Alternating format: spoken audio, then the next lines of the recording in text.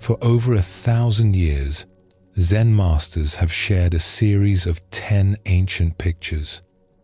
These images hold the secret to finding peace, not through struggle or effort, but through a gentle journey back to what was never lost. Before we begin, feel free to share what time it is and where you are listening from.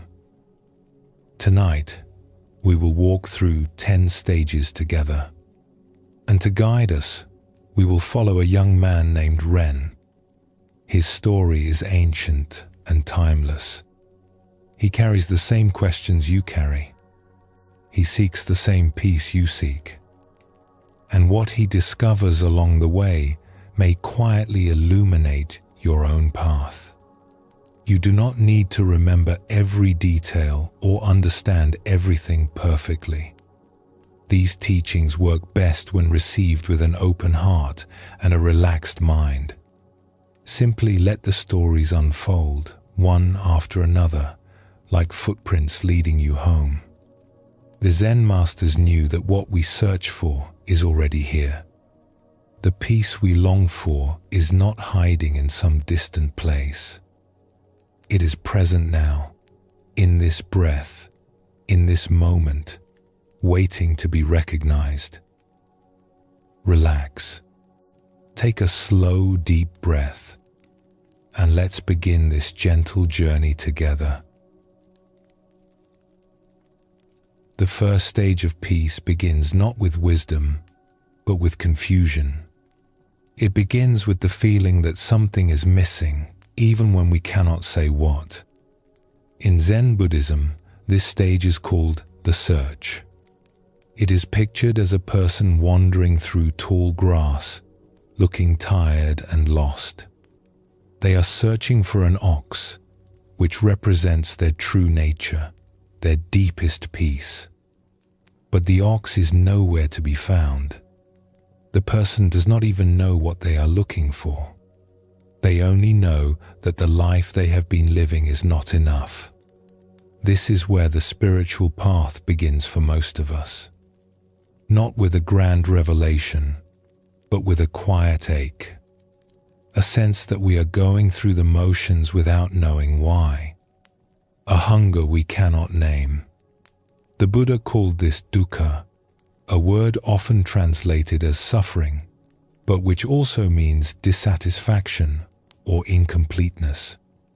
It is the first of his 4 noble truths, and it points to something we all experience.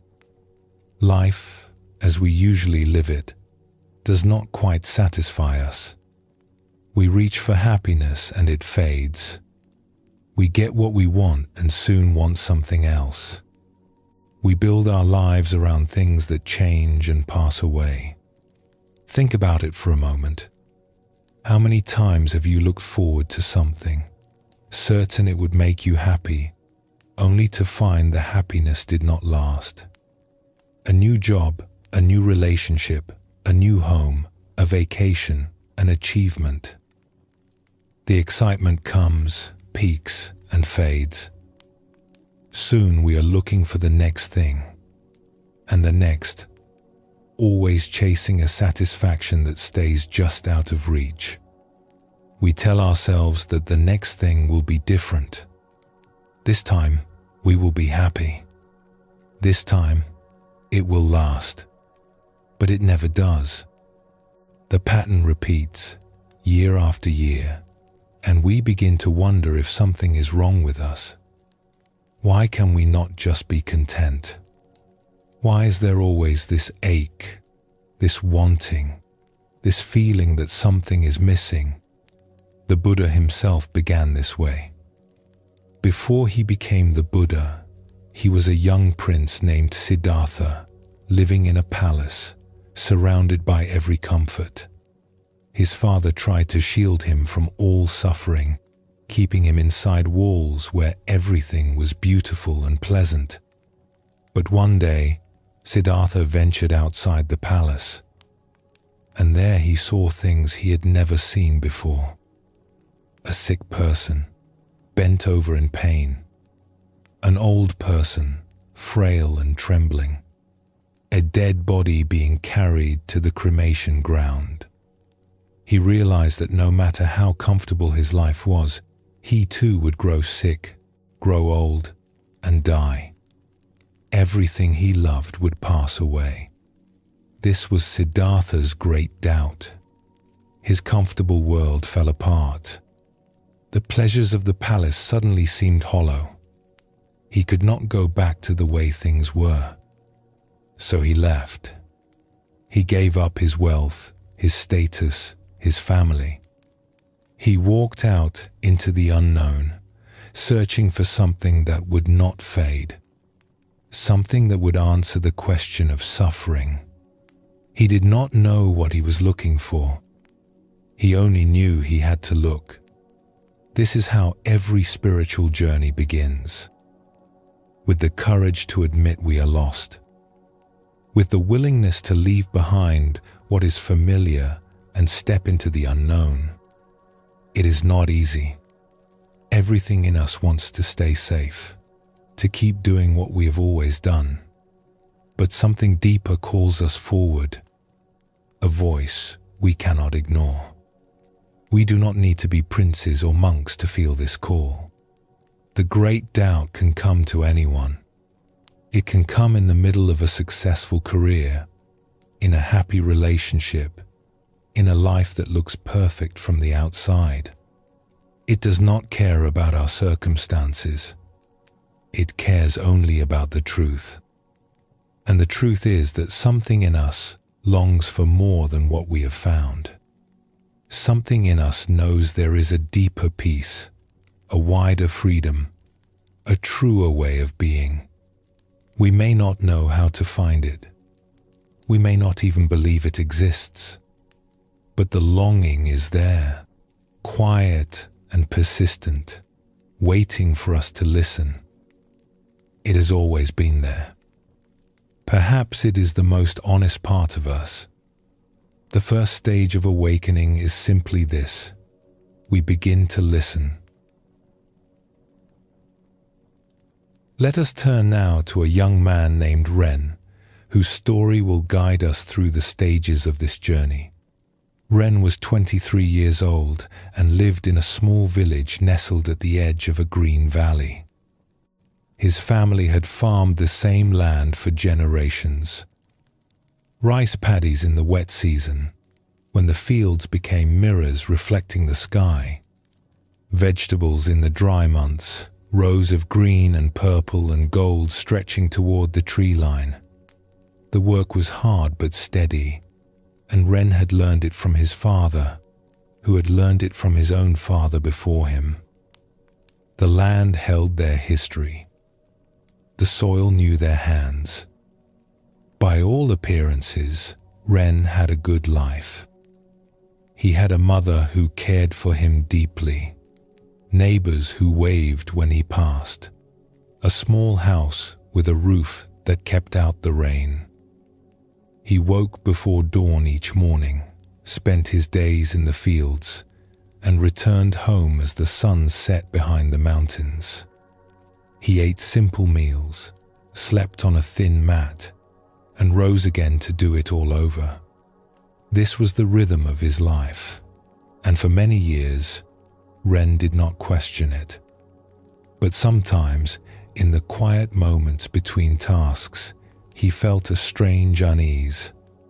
When he paused to wipe the sweat from his forehead, or sat alone after dinner while his mother cleaned the dishes, a feeling would creep over him, a kind of emptiness, a restlessness he could not explain. He would look up at the mountains that ringed the valley, their peaks distant and blue against the sky, and feel something tugging at him, like a rope tied to his ribs, pulling him towards something he could not see. He did not know what was on the other side of those mountains. He was not even sure he wanted to know. But the feeling was there, day after day, quiet but insistent, and it would not leave him alone. Ren never spoke of this to anyone. What would he say? He had everything a person could need: food, shelter, family, work. His life was simple and good. To complain seemed ungrateful. To want more seemed foolish, even selfish. So he pushed the feeling down and kept working. He told himself the restlessness would pass. He told himself he was being childish. But late at night, when sleep would not come, the questions returned. Is this all there is? Is this all I will ever be?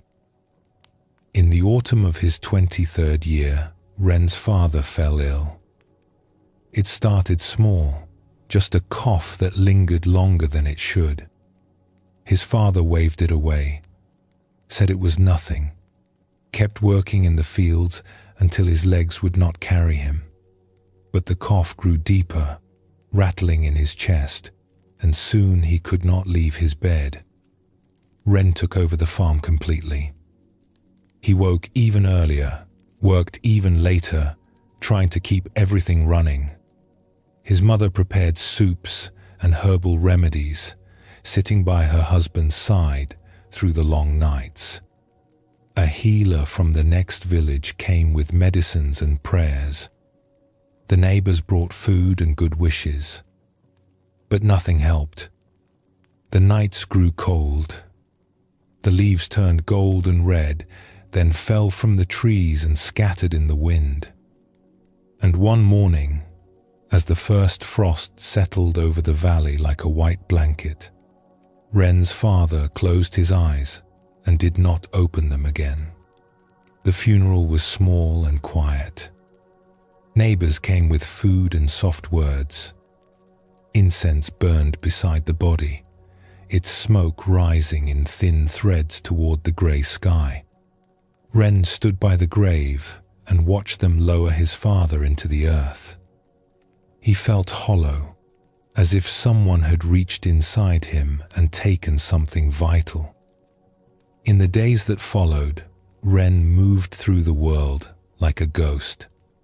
He fed the animals. He repaired a broken fence. He harvested the last of the autumn vegetables and stored them for winter. He sat with his mother in the evenings as she wept, holding her hand but saying nothing, because there was nothing to say. But inside, something had shifted. Something had cracked open. He began to ask questions he had never asked before. What was the point of all this work? His father had labored every day of his life, waking before dawn, falling into bed exhausted each night, and now he was gone. The fields would still need tending. The seasons would still turn. But his father would never see another harvest, never sit by the fire on a cold evening, never laugh at one of Ren's jokes again. Where had he gone? Was there anything left of him? Or was it just nothing? And if death was the end of everything, what was the point of anything at all? Ren did not have answers. He did not know where to find them. He only knew that the life he had been living suddenly felt paper thin, like a painting of a life rather than the real thing, like going through motions that meant nothing. The restlessness he had always pushed away now burned in his chest like a fire. He could not ignore it any longer. Something was missing, something important, and he would not find it by staying here, doing what he had always done, waiting for his own turn to be lowered into the ground. One night, unable to sleep, Ren walked outside and stood in the yard. The stars were bright overhead, scattered across the darkness like seeds on black soil. The air was cold and still. The mountains were shadows against the sky, solid and silent, keeping their secrets. He thought about his father. He thought about his own life stretching ahead, year after year, planting and harvesting, growing old and weak, and then the same grave, the same incense smoke, the same silence. There had to be more than this. There had to be something that did not fade and fall away. Something real. Something lasting. Something that would remain when everything else was gone. He did not know what it was or where to find it. But he knew, with a certainty that surprised him, that he had to go looking. If he stayed here, he would spend the rest of his life wandering. And that, somehow, seemed worse than any danger the road might hold. The next morning, Ren told his mother he needed to leave for a while. She looked at him for a long moment. Her eyes were tired and sad, but there was something else in them too. Understanding, maybe. Or recognition. "I do not know where I am going," Ren said. "I do not know what I am looking for. I only know I cannot stay." His mother nodded slowly. "Your father felt that pull once too," she said quietly. "When he was young, before we married. But he stayed. He chose the farm, chose me, chose this life." She paused, her eyes distant. "I do not think he regretted it. But sometimes, late at night, I would catch him looking at those mountains the same way you do." She reached out and touched his face, her palm warm against his cheek. "Go," she said. "Find what you need to find. And when you find it, come home and tell me what the mountains look like from the other side." Ren packed a small bag with rice, dried vegetables, and a change of clothes. He took his father's old walking stick, the wood worn smooth from years of use. And as the sun rose over the valley, painting the fields gold and green, he set out on the road that led toward the mountains. He did not know where he was going. He did not have a map or a plan. He only knew that staying still was no longer possible. The great doubt had taken hold of him, and it would not let go. As he walked, Ren felt many things at once. Fear of the unknown road ahead. Grief for his father, still raw and heavy. Guilt for leaving his mother alone with the farm, and her sorrow. But beneath all of that, something else. A small flame of hope. A sense that his life was finally, truly beginning. The road stretched ahead, winding through fields and forests, climbing slowly toward the distant peaks. Ren did not know what he would find there. He did not know if he would find anything at all. But he was searching, and that was enough to begin. The first stage of awakening asks nothing more of us than this: to feel the ache and acknowledge the doubt, to admit that we are lost and that the life we have been living is not enough. This is not failure. This is courage and honesty. This is the beginning. The Buddha taught that recognizing suffering is the first step toward freedom. Not because suffering is good, but because honesty is necessary. We cannot find our way home until we admit we have wandered far. We cannot wake up until we realize we have been asleep. We cannot begin the search until we feel the absence of what we are searching for. So if you feel the great doubt stirring in you, if life seems hollow or confusing or strangely incomplete, know that you are not broken. You are waking up. The search has begun. And that search, however uncertain, however stumbling, is itself a kind of grace. And the path, though long and winding, leads somewhere worth going. Take a moment now to breathe, to feel where you are, to notice what is stirring in your own heart. Perhaps you have felt that same restlessness, that same quiet ache. If so, you are not alone, and you are already on the path. When you are ready, we will take the next step together.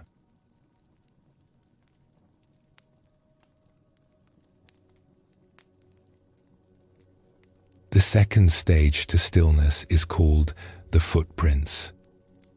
In the ancient pictures, we see the same person who was lost in the tall grass, but now something has changed. They have found traces of the ox, hoof prints in the mud. The ox is still hidden, still out of sight, but for the first time, there is evidence that it exists. This stage marks a quiet but important shift. In the first stage, we recognized that we were lost. We felt the ache of dissatisfaction, the weight of questions we could not answer. We began to search, but we did not know what we were searching for. We wandered without direction, driven only by the sense that something was missing. Now, in the second stage, we discover that there is a path. We find signs that others have walked this way before us. We begin to believe, perhaps for the first time, that what we are looking for is real.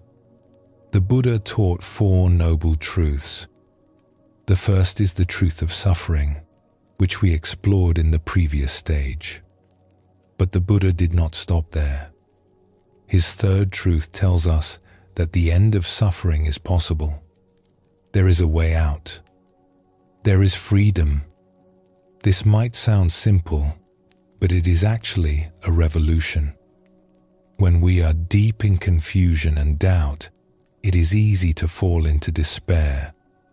We can become cynics who believe that life is meaningless, that all searching is foolish, that peace is just a story people tell themselves to get through the night. The great doubt, if we get stuck in it, can harden into bitterness. We can lose faith not just in ourselves, but in the very possibility of change. But discovering the footprints changes everything. It shows us that the path is real. Others have found what we are looking for. The ox exists, and it can be found. We are not chasing shadows. In Buddhism, this discovery often comes through what are called the 3 jewels. The first jewel is the Buddha himself, the one who found the way. The second is the Dharma, his teachings, which point toward freedom. The third is the Sangha, the community of those who practice together. When we encounter any of these, we encounter the footprints. We find evidence that awakening is possible. This is why the second stage brings hope, but also humility. We have found the footprints, but we have not yet found the ox. We know the path exists, but we do not yet know where it leads. We are still beginners, still uncertain, still feeling our way forward in the dark. And that is exactly as it should be. Zen teaches us not to rush ahead, not to pretend we know more than we do. The footprints are enough for now. They give us direction. They give us faith. They tell us that if we keep walking, we will find what we seek. There is a famous Zen saying, "When the student is ready, the teacher appears." This does not mean that a teacher will magically show up at your door. It means that when we are truly open, truly searching, we begin to notice guidance everywhere. The world becomes our teacher. A falling leaf, a kind word from a stranger, a moment of silence in a busy day, the way light falls through a window in the afternoon. The footprints are all around us if we have eyes to see them. The path is already beneath our feet. if we have the courage to walk it. The Buddha spoke of this openness as a quality of mind. He said that we must approach the path like a traveler dying of thirst who has glimpsed a well in the distance. We do not know yet if the well has water. We do not know if we will be able to reach it. But we have seen it, and that sight changes everything. We are no longer wandering aimlessly. We have a direction. We know now that peace is possible, that wisdom is attainable, that the ache we have carried for so long can be healed. In Zen, this faith is not about believing in something we cannot see. It is about trusting our own experience. We have felt the footprints beneath our feet. We have sensed the presence of the ox, even if only for a moment. That experience is ours. No one can take it from us. And it is enough to keep us walking. The second stage teaches us patience. We want to find the ox right away. We want answers, certainty, arrival. But the path does not work that way. It unfolds one step at a time, one footprint at a time. We must learn to trust the process, to keep moving, even when we cannot see what lies ahead. The Buddha often compared the spiritual path to crossing a river. We stand on the shore of suffering and confusion. On the other side is peace and freedom. The footprints show us that the crossing is possible, but we still have to make the journey ourselves. No one can carry us. No one can walk for us. The footprints remind us that countless others have made this crossing before us. Teachers and sages, monks and ordinary people, all have walked this path and found what they were looking for. Their footprints mark the way. Their lives give us courage. So when you find a teaching that speaks to you, a person whose wisdom you trust, a moment of clarity that cuts through your confusion, pay attention. These are the footprints. These are the signs that you are on the right track. You may not understand everything yet. You may not know where the path leads, but you know it is real, and that is enough to take the next step. Ren walked for 3 days before the mountains grew close. The road wound through rice paddies and small villages, past farmers bent over their work and children playing in dusty lanes.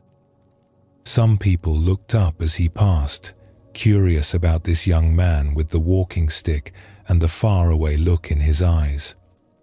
Others paid him no attention at all, absorbed in the rhythms of their own lives. He slept under trees when no inn was near, ate his rice cold, and kept moving. The walking stick his father had used for so many years fit perfectly in his hand, worn smooth by decades of gripping. Sometimes, holding it, Ren could almost feel his father's presence.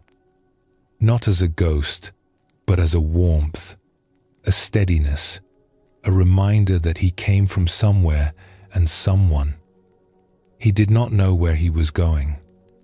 He had heard of temples in the mountains, places where monks lived and meditated, but he did not know which mountain or which temple. He only knew he had to keep moving. Staying still felt like dying slowly. The road at least offered possibility. Each bend might reveal something new. On the third evening, as the sun sank toward the hills and painted the sky in shades of orange and pink, Ren came to a small stream. An old woman was there, kneeling by the water, filling a clay jug. Her hair was white and pulled back from her face. Her hands, dipping into the stream, were gnarled and spotted with age. Ren stopped and waited for her to finish. When she stood, she looked at him with eyes that seemed to hold both kindness and amusement. "You look lost," she said. Ren hesitated. "I am looking for something," he said, "but I do not know what it is, or where to find it." The old woman laughed softly, a sound like dry leaves rustling. "That is the best kind of looking," she said. "The ones who think they know what they want usually miss it entirely." She studied him for a moment, her eyes moving over his dusty clothes, his tired face, the walking stick in his hand. Then she nodded, as if she had decided something. "There is a temple," she said, "high in the mountains past the village of stone bridges. It is not easy to find and harder to reach, but the monks there are wise. They have helped many who were lost." "What is it called?" Ren asked. "It has many names," the old woman said, "but the one I know is the Temple of Still Water. You will know it when you see it. The path to the gate is lined with pine trees, and the sound of a bell carries down the mountain at dawn and dusk." She lifted her water jug and settled it against her hip. "Whether you find what you are looking for, I cannot say, but you will not find it by standing here." "Thank you," Ren said. "How do I reach the village of stone bridges?" The old woman pointed up the road, toward where the mountains rose dark against the fading sky. "Follow this path until it forks. Take the left way toward the tallest peak. You will cross 3 rivers. After the 3rd river, you will see the village. From there, ask for the path to still water." She began to walk away, moving slowly but steadily toward a small cottage Ren had not noticed before. "Wait," Ren called. "How do you know about this temple? Have you been there?" The old woman paused and looked back at him. Her face was half in shadow now, the last light of the sun catching the white of her hair. "I went there once," she said. "Many years ago, when I was lost, like you." She smiled, and there was something in that smile that Ren could not quite name. Peace, maybe, or a quiet certainty. "The ox leaves footprints everywhere, young man. You just have to learn to see them." Then she turned and walked into the gathering dusk, and Ren was alone again by the stream.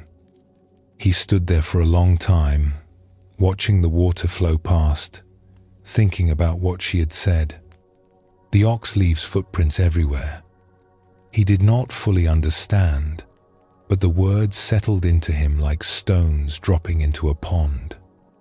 That night, Ren made camp beneath a large oak tree. He ate the last of his rice and watched the stars appear one by one. He thought about his father, about the farm, about the life he had left behind. He thought about the old woman and her strange words. For the first time since he had left home, he felt something other than grief and confusion. It was small, fragile, easy to miss. But it was there. A flicker of hope, a sense that maybe, just maybe, he was on the right path. He did not know what he would find at the Temple of Still Water. He did not know if the monks could help him. But the old woman had been there. She had been lost, like him, and she had found something. Whatever it was, it had given her that smile, that peace in her eyes. If she could find it, maybe he could too. The next morning, Ren rose before dawn. The air was cool and damp, mist rising from the stream like breath. He drank deeply from the clear water, shouldered his small pack, and set out on the road. The path forked just as the old woman had said. Ren took the left way, toward the tallest peak, which rose above the others like a monk standing among children. The road grew steeper, the trees thicker. Birds sang in the branches overhead, and once he saw a deer watching him from behind a screen of ferns. He crossed the first river on stepping stones, the water cold and fast around his ankles. He crossed the second on a wooden bridge, so old it creaked with every step. He crossed the third by wading through, the water reaching his waist, his pack held high above his head. By late afternoon, wet and tired, he saw the village. It was small, just a cluster of houses built from grey stone, but there were indeed bridges everywhere. Small stone bridges over tiny streams, arched bridges over drainage channels, flat bridges over paths that led from house to house. It was as if the village had been built by someone who loved bridges more than anything else in the world. Ren found an inn and paid for a bowl of hot soup and a place to sleep. The innkeeper was a large man with a kind face and a booming voice. "The Temple of Still Water," he said when Ren asked. "Yes, I know it. Many pass through here on the way. Seekers, we call them. Lost ones looking for something they cannot name." He smiled, not unkindly. The path begins at the north end of the village, past the largest bridge. Follow it up the mountain. It will take you most of a day, but you will find it. The pine trees will show you the way. That night, Ren slept deeply for the first time in weeks. He dreamed of his father, but it was not a sad dream. His father was smiling, standing in the fields they had worked together, the sun warm on his face. The rice plant swayed in a gentle breeze, green and gold. His father did not say anything. He just nodded, once, as if giving permission. As if saying, "Go on, find what you need to find. I will be here when you return." Ren woke with tears on his face, but they were not tears of grief. They were something else.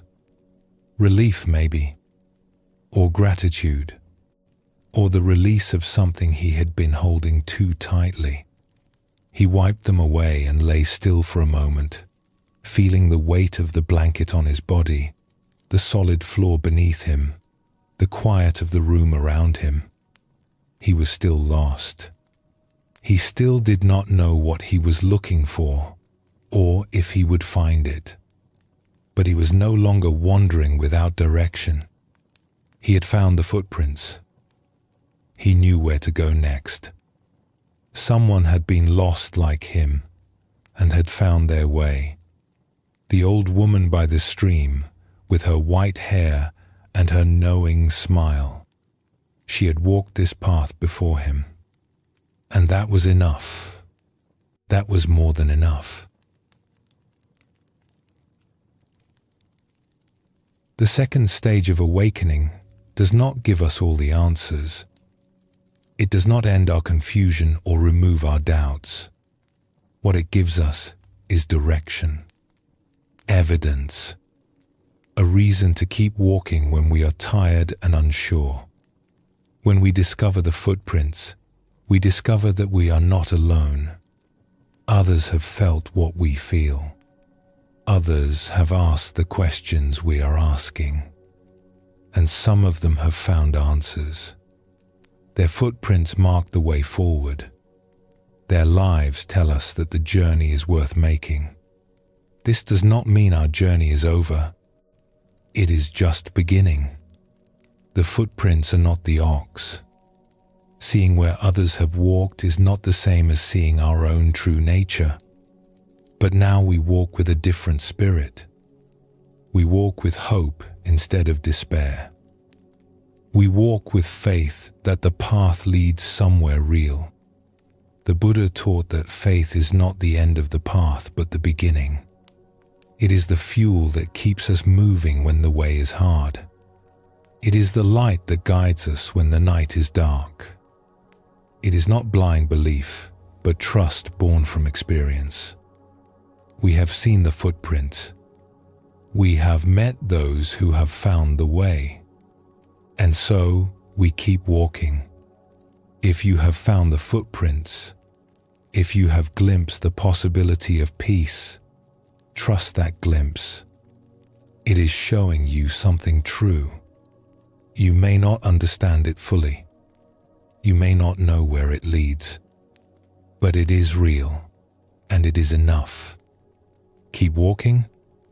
The ox is closer than you think. Pause for a moment before we continue together.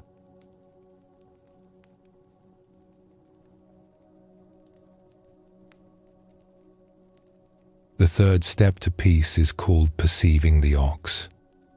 In the traditional picture, we see the seeker finally catching a glimpse of the ox itself. Not the whole animal, perhaps just a tail disappearing behind a tree, or a flash of movement in the distance. But it is unmistakable. The ox is real. It exists.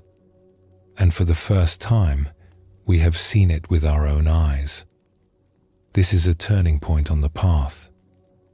In the first stage, we felt lost and confused. In the second, we found footprints that gave us hope and direction. Now, in the third stage, we experience something directly.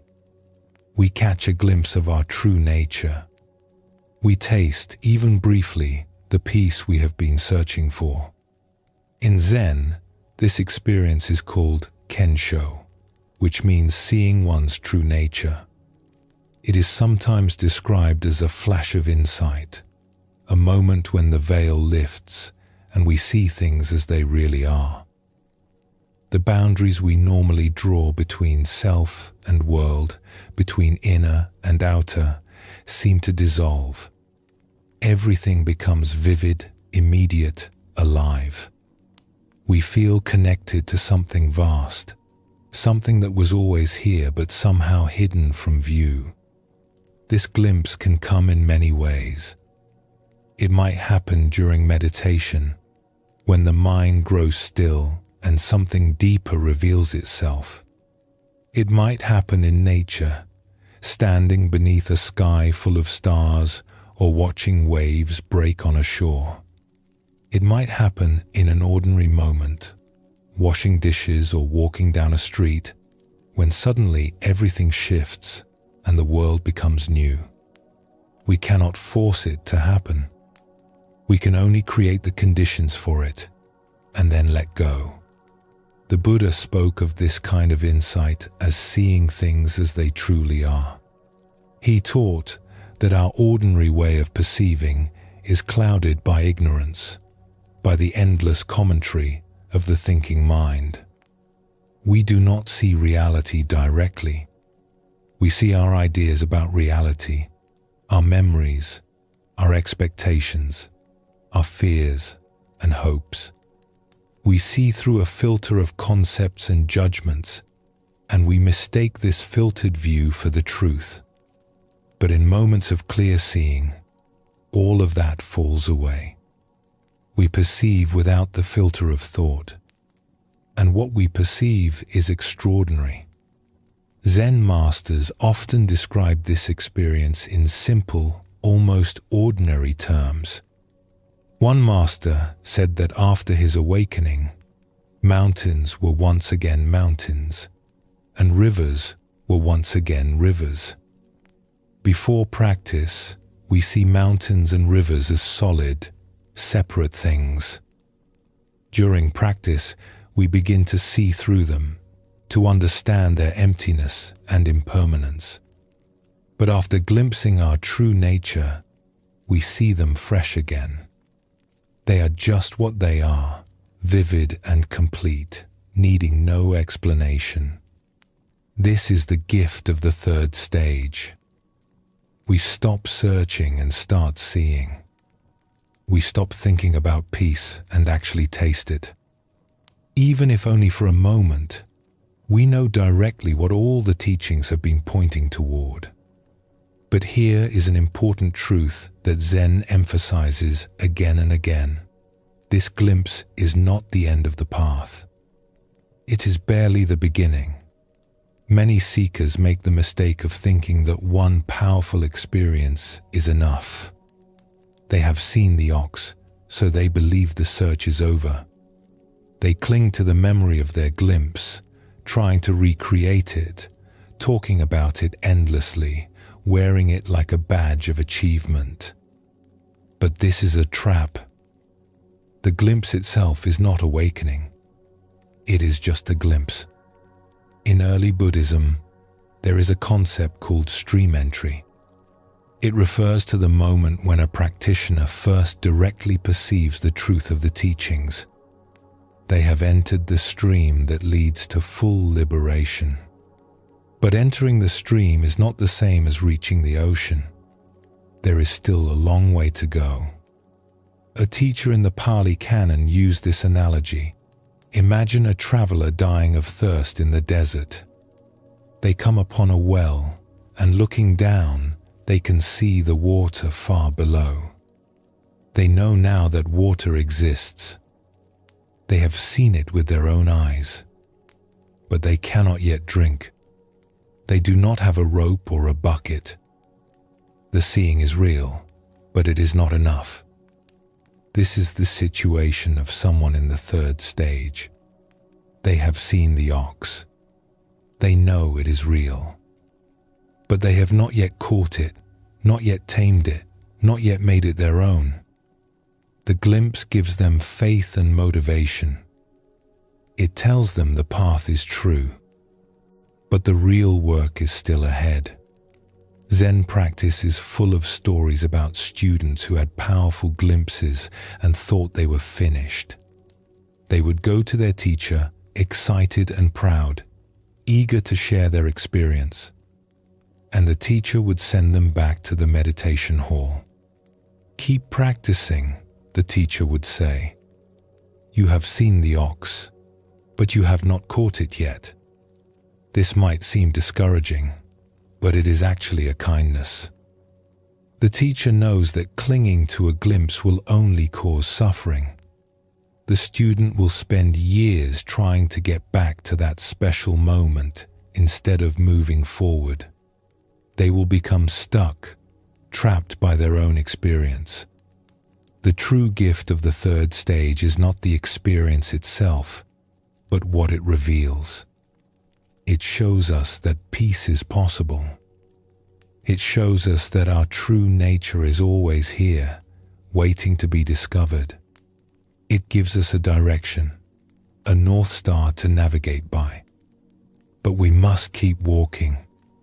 We must turn the glimpse into a way of life. The Buddha did not stop practicing after his enlightenment under the Bodhi tree. He continued for the rest of his life, meditating, teaching, refining his understanding. The glimpse of awakening is like opening a door.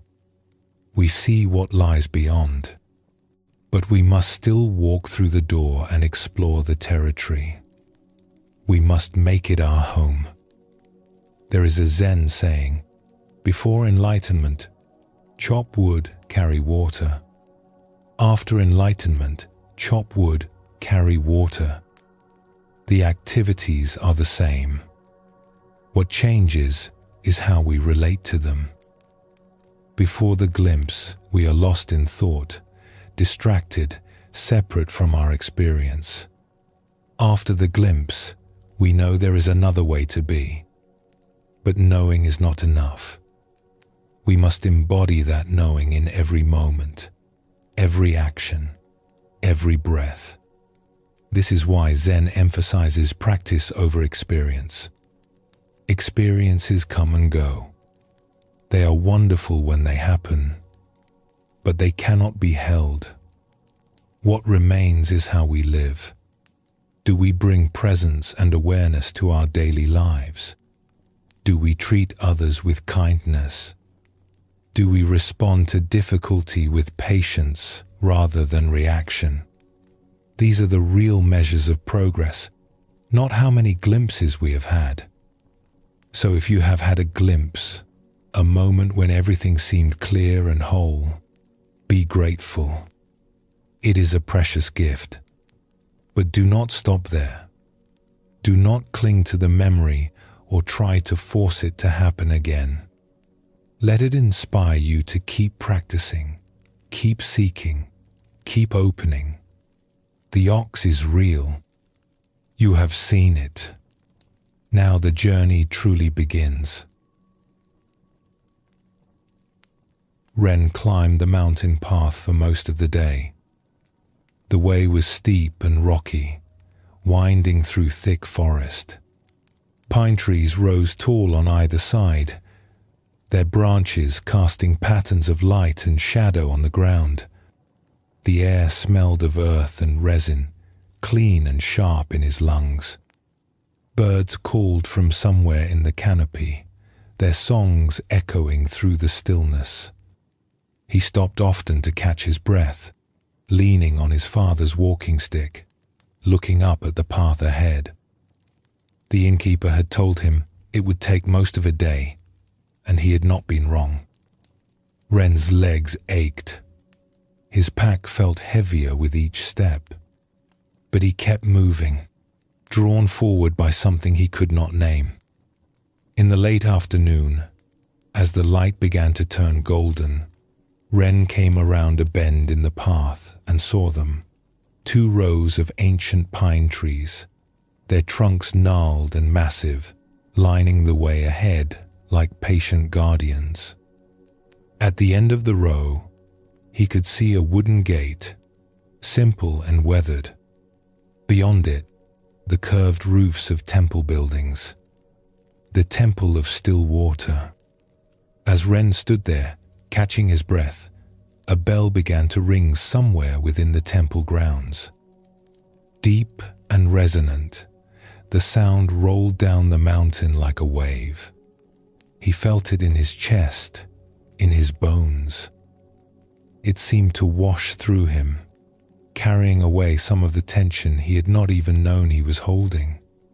He walked between the pine trees toward the gate. His footsteps were quiet on the packed earth. The bell rang again, then fell silent.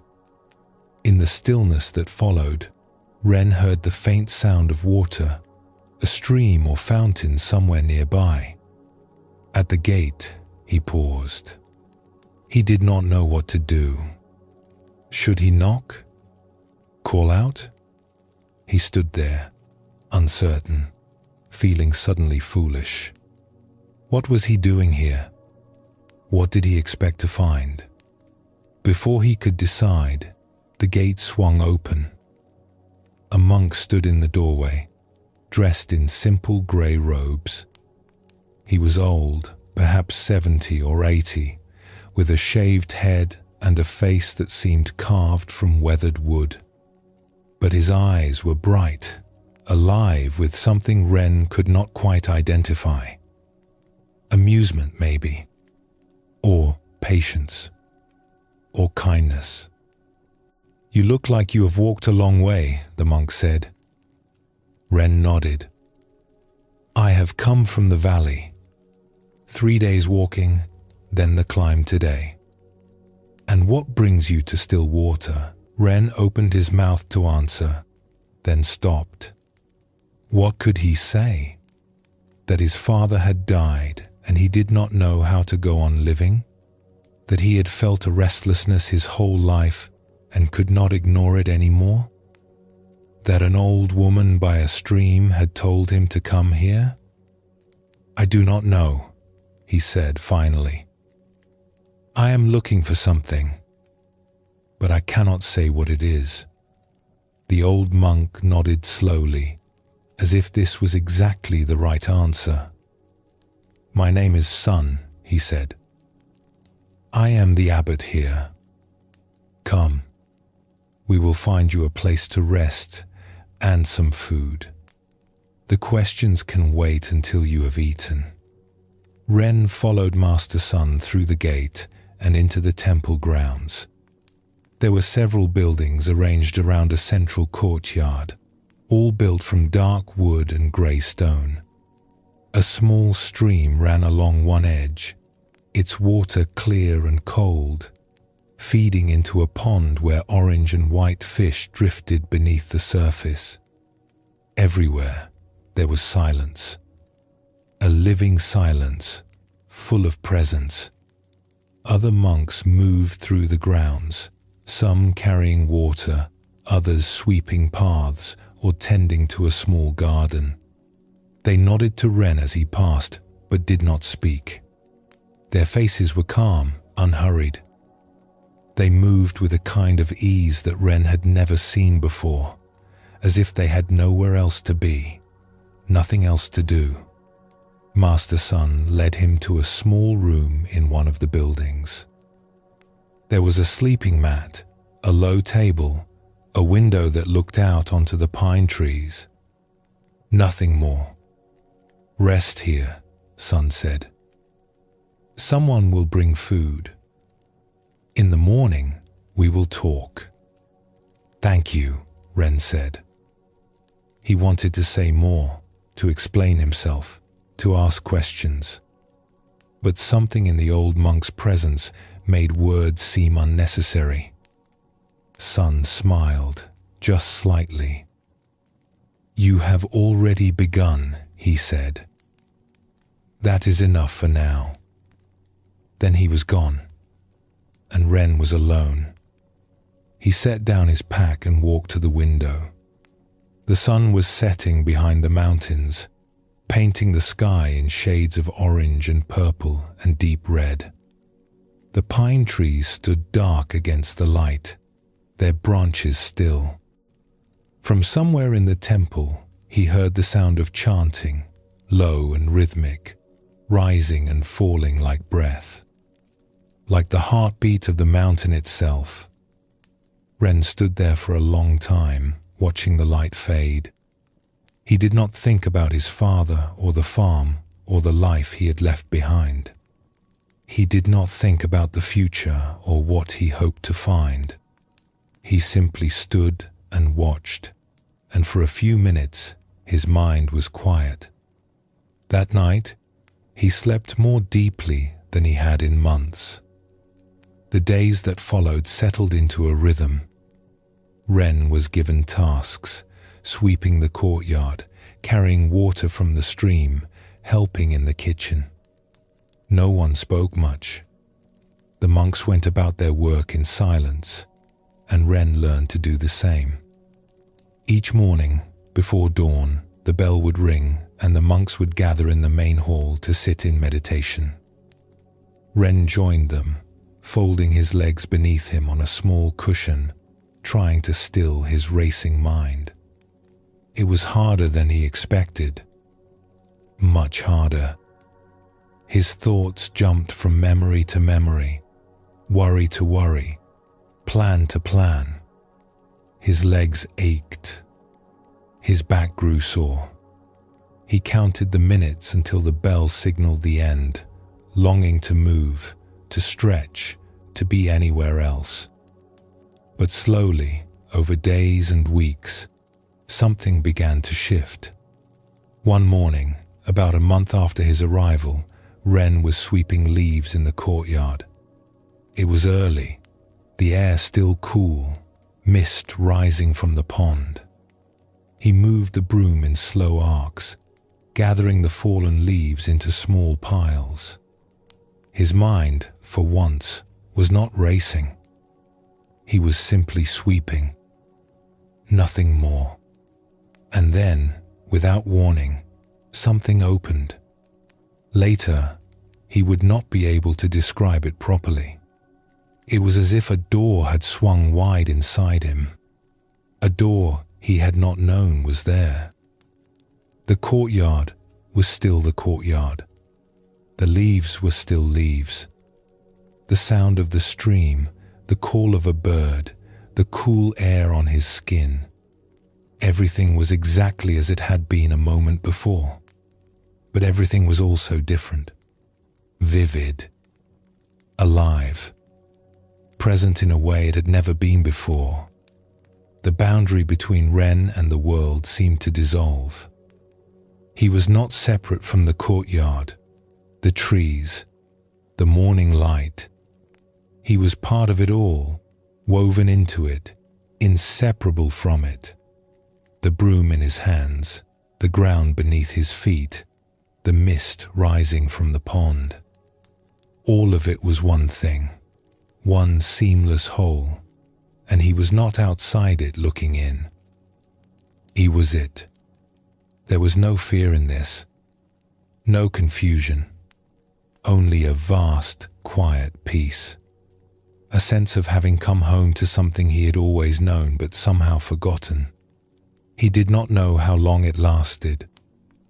Seconds, maybe. A minute at most. And then the door closed, and he was Ren again, standing in the courtyard with a broom in his hands, blinking in the morning light. But he knew something had changed. He had seen something, felt something. He could not name it, could not explain it. But it was real, more real than anything he had ever experienced. He looked down at the leaves scattered around his feet. Just leaves, brown and gold and red, but beautiful, impossibly beautiful. Later that day, Ren sought out Master Sun. He found the old monk sitting by the pond, watching the fish drift through the water. "Something happened this morning," Ren said. "While I was sweeping, I do not know how to describe it." Sun did not look up from the pond. "You do not need to describe it," he said. "You saw something.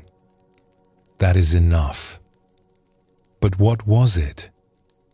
What does it mean?" Now Sun turned to look at him. His eyes were kind, but there was a firmness in them too. "It means you have seen the ox," he said. "You have glimpsed your true nature. This is a gift, but it is not the end. What do I do now?" "Now?" Sun turned back to the pond. A fish rose to the surface, its mouth opening and closing, then sank again into the depths. "Now you keep sweeping." The third stage of awakening brings us a gift and a challenge. The gift is the glimpse itself, the direct experience of our true nature. For perhaps the first time, we know that what we have been seeking is real. We have tasted it. We have felt it. This knowing cannot be taken from us. The challenge is not to cling to it. Zen teaches that experiences, even profound ones, are not the goal. They are signposts, pointing the way. The glimpse shows us that peace is possible, that our searching has not been in vain. But we must not mistake the signpost for the destination. We must not spend our lives trying to return to a single moment, however beautiful it was. If you have had such a moment, a time when the world seemed suddenly whole and you felt at peace, honor it. Let it strengthen your faith. Let it remind you why you are on this path. But then let it go. Return to your practice. Return to your daily life. Return to sweeping the courtyard, to washing the dishes, to all the ordinary moments that make up a human life. This is where awakening lives. Not in special experiences, but in how we meet each moment as it comes. The ox is real, You have seen it. Now the real work begins. Pause for a moment before we continue together.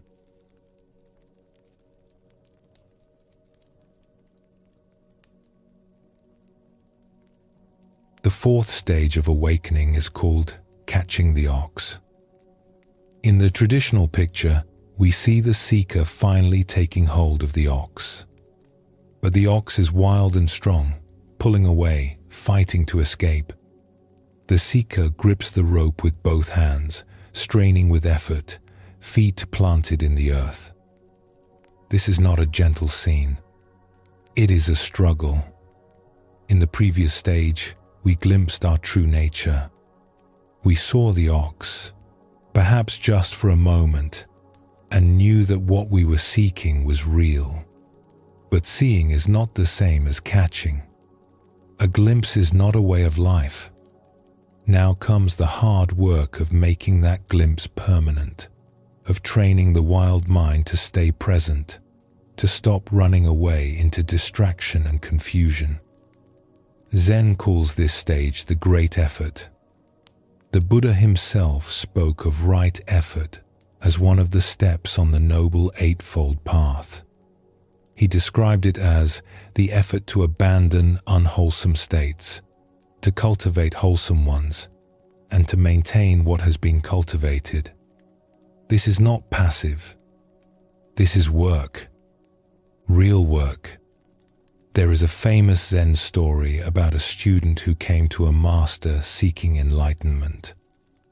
"How long will it take?" the student asked. 10 years, said the master. "What if I work twice as hard?" asked the student. "Then 20 years, the master replied. The student was confused. "Why longer?" The master smiled.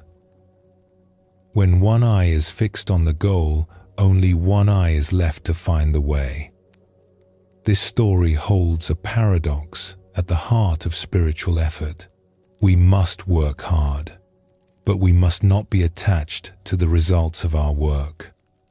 We must try, but we must also let go. We must catch the ox, but we cannot force it to be caught. The effort is not about achieving something. It is about showing up fully in each moment. The Buddha compared the mind to a wild elephant, untamed and dangerous. Left to its own ways, it will trample everything in its path. But with patient training, it can become a powerful ally.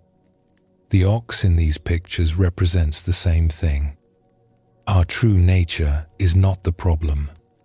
The problem is that we have let the mind run wild for so long that it no longer knows how to be still.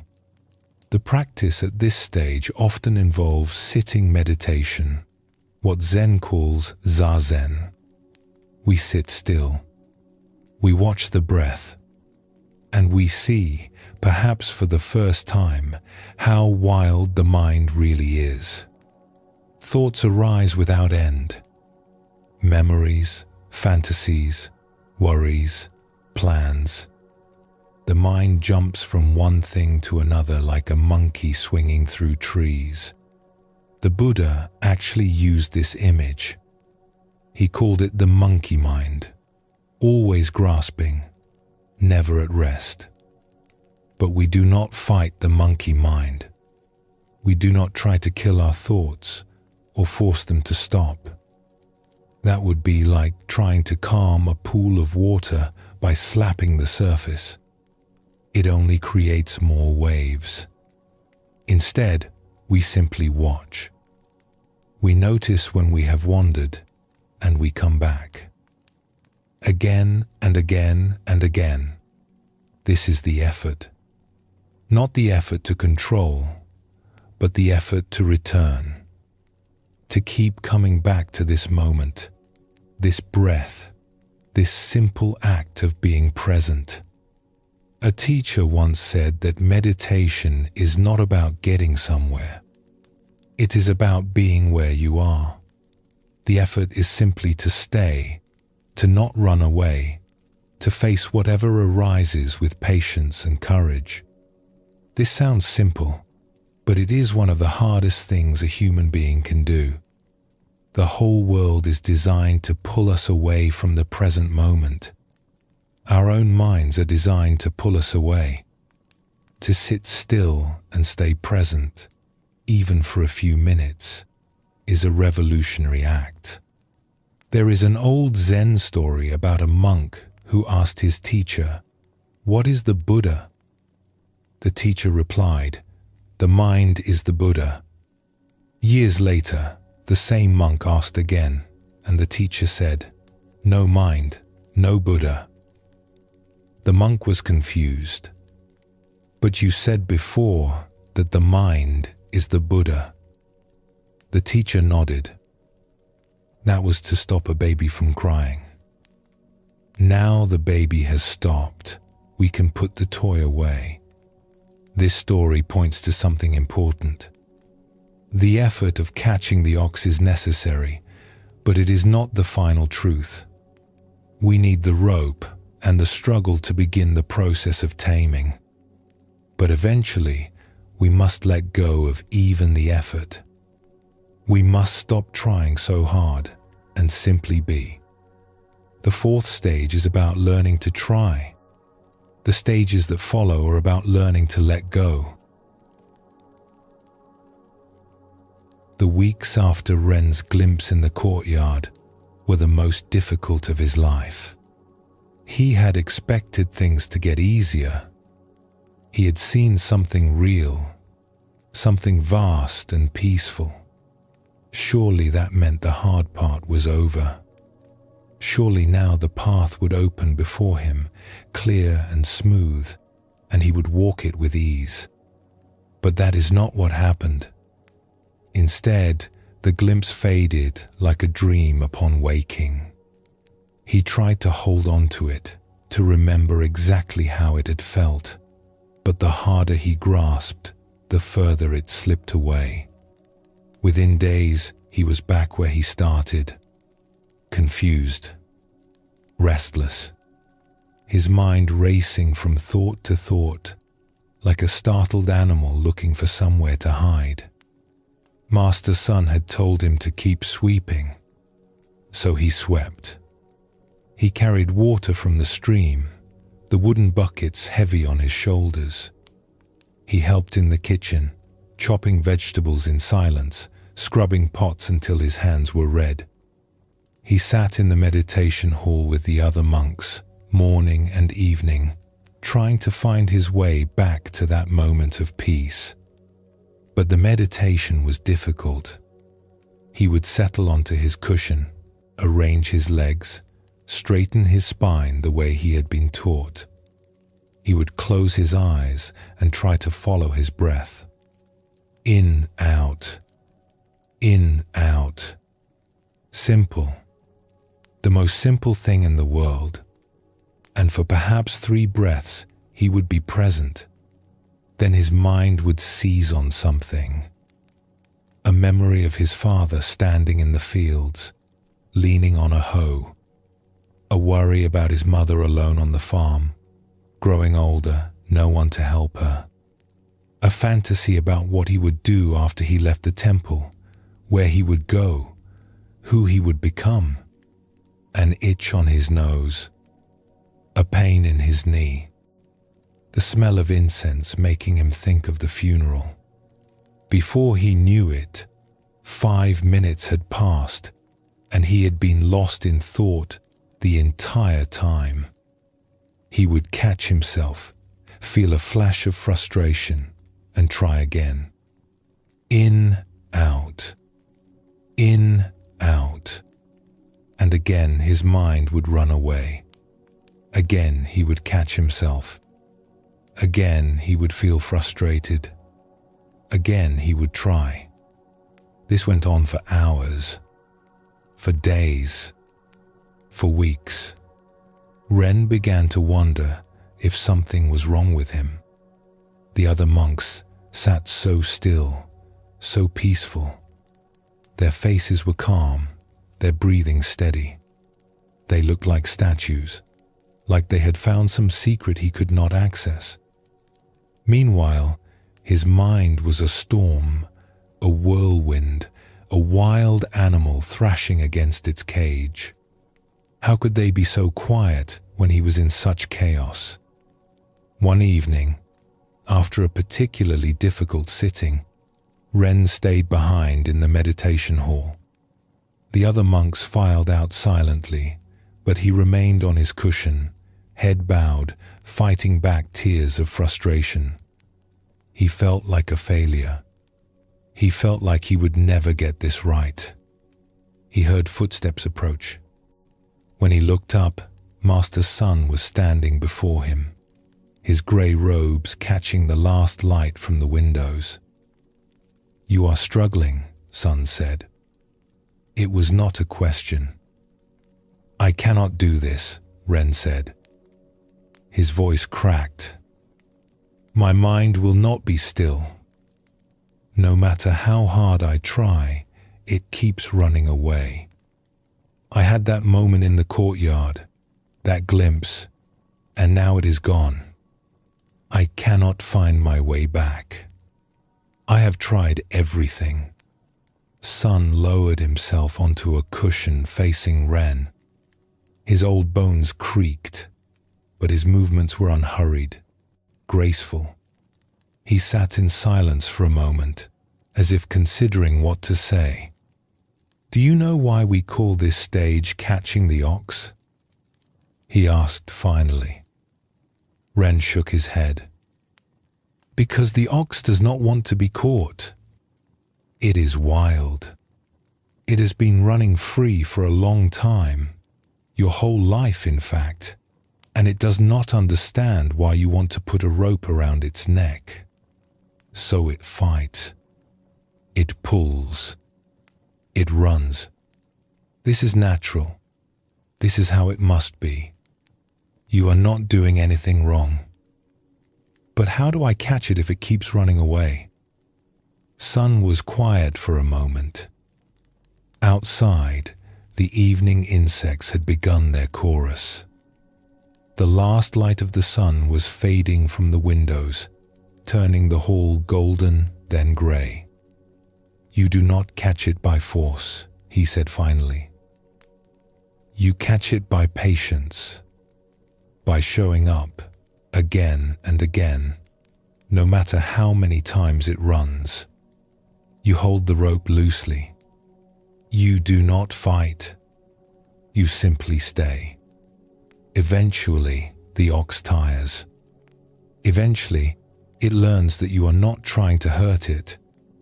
Eventually, it lets you lead." "How long does that take?" Sun smiled, and there was kindness in it, but also something else. A firmness. A truth that could not be softened. "As long as it takes. There is no shortcut. If you try to rush, you will only make it harder. The ox senses your impatience, your grasping, and it runs faster. But if you can let go of your need to succeed, if you can simply be present with what is, then the catching happens by itself." Ren looked down at his hands. They were clenched into fists. He had not noticed. "I am afraid," he said quietly. "I am afraid that I will never catch it. That I will sit here for years and nothing will change. That I am wasting my time." "That fear is natural too," Sun said. "Everyone who walks this path feels it. But I will tell you something. The fact that you are struggling means you are doing it right. If it were easy, it would not be real. The struggle is the practice. The falling down and getting up, again and again. That is the path. There is no other path." He reached out and placed a hand on Ren's shoulder. The touch was light, but it seemed to carry weight, as if passing something on. Do not try to be a good meditator. Just sit. Do not try to catch the ox. Just hold the rope. Let go of your ideas about how this should look, how you should feel, how far along you should be by now. Be with what is. That is enough. That has always been enough. Ren took a deep breath. The tightness in his chest loosened, just a little. Now, Sun said, rising to his feet with the slow care of an old man who knows his body well. It is time for evening rice. Even the ox must eat. Despite himself, Ren smiled.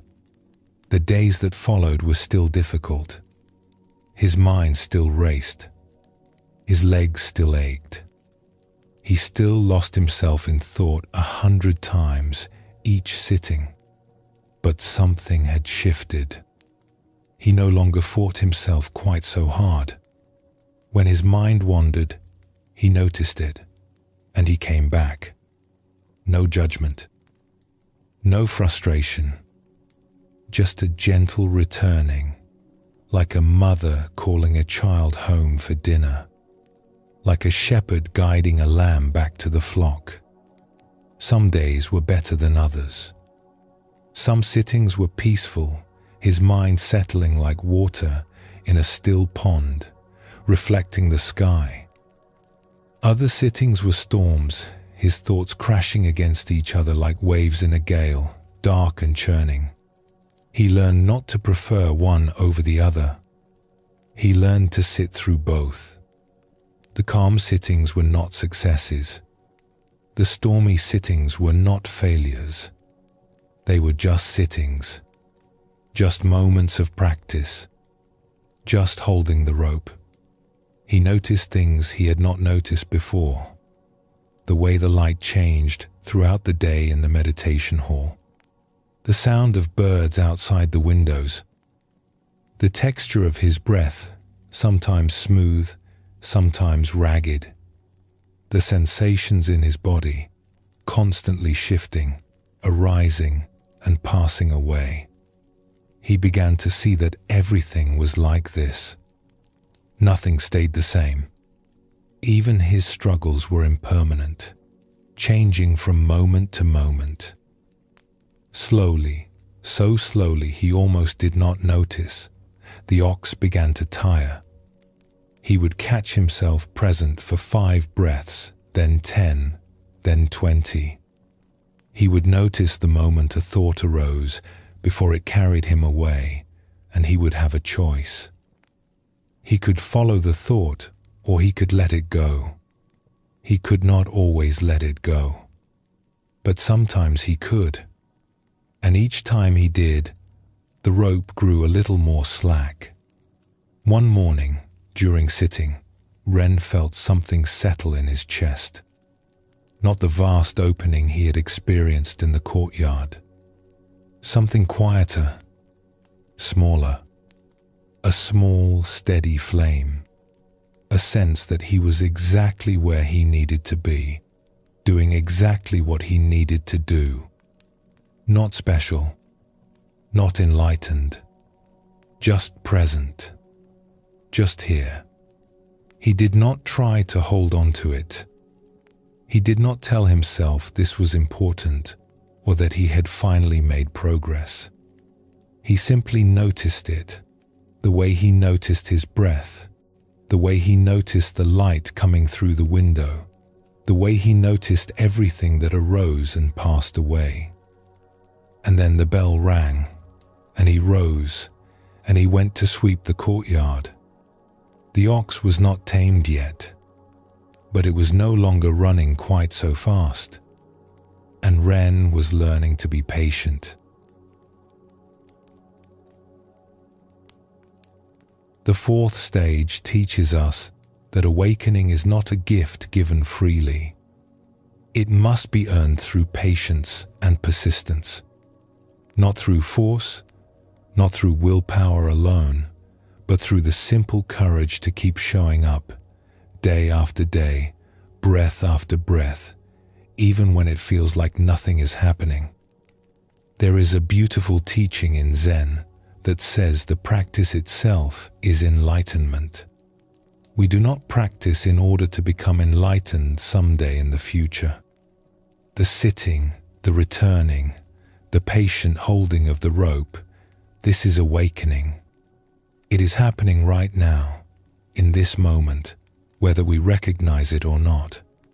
If you are in this stage now, struggling with your practice, feeling like you are failing more than you are succeeding, take heart. The struggle itself is proof that you are on the path. The falling down is part of the getting up. The wandering is part of the returning. Keep holding the rope. Keep showing up. Keep breathing. The ox is tiring, and you are stronger than you know. Pause for a moment before we continue together.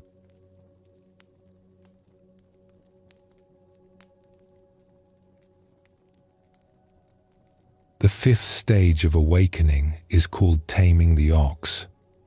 In the traditional picture, we see something new. The seeker still holds the rope, but it hangs loose now. The ox walks calmly beside them. There is no more struggle, no more straining. The wild animal that once fought and pulled has become gentle.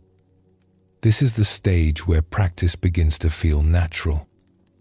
In the fourth stage, we struggled. We fought with our wandering mind. We forced ourselves to sit. We wrestled with restlessness and doubt. It was hard, exhausting work. But somewhere along the way, without quite noticing when it happened, something shifted. The fighting stopped. The ox learned to trust us, and we learned to trust ourselves. This shift is not something we can force. It comes in its own time, after enough hours of patient practice, after enough gentle returnings. One day we simply notice that sitting is no longer a battle. The mind still moves, thoughts still arise, but we are no longer at war with them. We have made peace with our own nature. The Buddha spoke often about the nature of the mind. He said that the mind, in its original state, is luminous and pure. It is only the visiting defilements, the passing clouds of craving and aversion and confusion that obscure its natural clarity. Our work is not to create peace but to uncover it. Not to become something new, but to remember what we have always been. This teaching is important for understanding the fifth stage. We are not forcing the ox into submission. We are not breaking its spirit or bending it to our will. We are simply allowing it to return to its natural state. The wildness was never its true nature. The wildness was confusion, agitation, the restlessness of a mind that had forgotten its own stillness. When we stop adding fuel to that restlessness, it burns itself out. When the ox becomes tame, it is not because we have defeated it. It is because we have befriended it. We have shown it, through countless hours of patient practice, that we are not a threat. We have earned its trust. And in earning its trust, we have discovered something surprising. The ox wants to be tamed. The mind longs for peace. Beneath all its racing and grasping and running away, there is a deep desire to come home. Zen master Bankei taught that we all possess what he called the unborn Buddha mind. This mind is already perfect, already at peace, already awake. We do not need to create it or achieve it. We only need to stop interfering with it. Our constant thinking, our endless commentary on experience, our habit of turning everything into a problem to be solved, This is what disturbs the natural stillness. When we learn to let thoughts arise and pass without grabbing onto them, the mind settles by itself, like muddy water becoming clear when we stop stirring it. This does not mean we stop having thoughts. Even the most advanced practitioners still think. But the relationship to thought changes. Thoughts come and go like clouds crossing the sky, and we watch them pass without being carried away. We are no longer at the mercy of every mental event. We have found a deeper place to stand, a stillness beneath the movement, a silence beneath the noise. In this fifth stage, we still hold the rope. We have not let go completely. Craving and confusion can still arise, and when they do, we need to be ready. But the rope is loose. We do not grip it with white knuckles anymore. There is ease now, and a growing confidence. We have been through the struggle. We have seen that persistence works. We know now that we can handle whatever arises. The practice at this stage becomes less about effort and more about allowing. We sit in meditation, and instead of trying to make something happen, we simply let things be as they are. Thoughts arise, and we let them go. Sensations come and pass, and we do not cling or resist. There is a quality of surrender, of yielding, that was not present before. We have stopped fighting with ourselves. This is a beautiful stage, and there is a temptation to stop here. After all the struggle, we have finally found some peace. The ox is tame. We can rest. Why keep going? But Zen reminds us that this is still not the end. We are still holding the rope. We are still relating to our true nature as something separate from ourselves, something we must watch and manage. There is still a subtle duality, a sense of the meditator and the meditation, the herder and the ox. The stages that follow will dissolve even this. For now, though, we can appreciate how far we have come. We can rest in the ease of a tamed mind. We can enjoy the simple pleasure of sitting without struggle, of walking without hurry, of being present without effort. Ren had been at the Temple of Still Water for nearly a year. The seasons had turned completely around. He had arrived in autumn, with the leaves falling and the air growing cold. He had struggled through winter, sitting in the freezing meditation hall, his breath visible in the dim morning light. He had watched spring arrive, the plum trees blooming, the streams swelling with snowmelt, and now it was summer, warm and green, the cicadas singing in the pines. Somewhere in that turning of seasons, something had changed. He noticed it first in small ways. He would sit down on his cushion in the morning, and instead of the familiar dread, the bracing for another battle with his mind, he felt something like anticipation. Not excitement exactly, but a quiet willingness, a sense of settling into something familiar and good. His mind still wandered during meditation. That had not stopped. But the wandering felt different now. Less frantic, less like being dragged away by a wild animal, and more like watching leaves drift downstream. The thoughts would arise. He would notice them, and they would pass. Sometimes he followed them for a while before catching himself. But the catching was gentle now. No frustration, no judgment. Just a quiet return, like coming home after a short walk. One morning, sitting in the meditation hall, Ren realized he had lost track of time. The bell rang to signal the end of the sitting, and he was surprised. It felt like only minutes had passed, but when he opened his eyes, the light had changed. An hour had gone by, and he had simply been present for it. Not fighting, not straining, just sitting, just breathing, just being here. This began to happen more often. The sittings would pass without struggle, sometimes quickly, sometimes slowly, but always with a sense of ease that had once seemed impossible.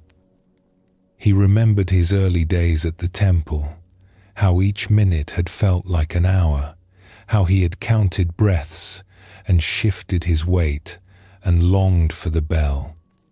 That felt like another lifetime now. Another person entirely. He found Master Sun in the garden later that day, pruning a small pine tree.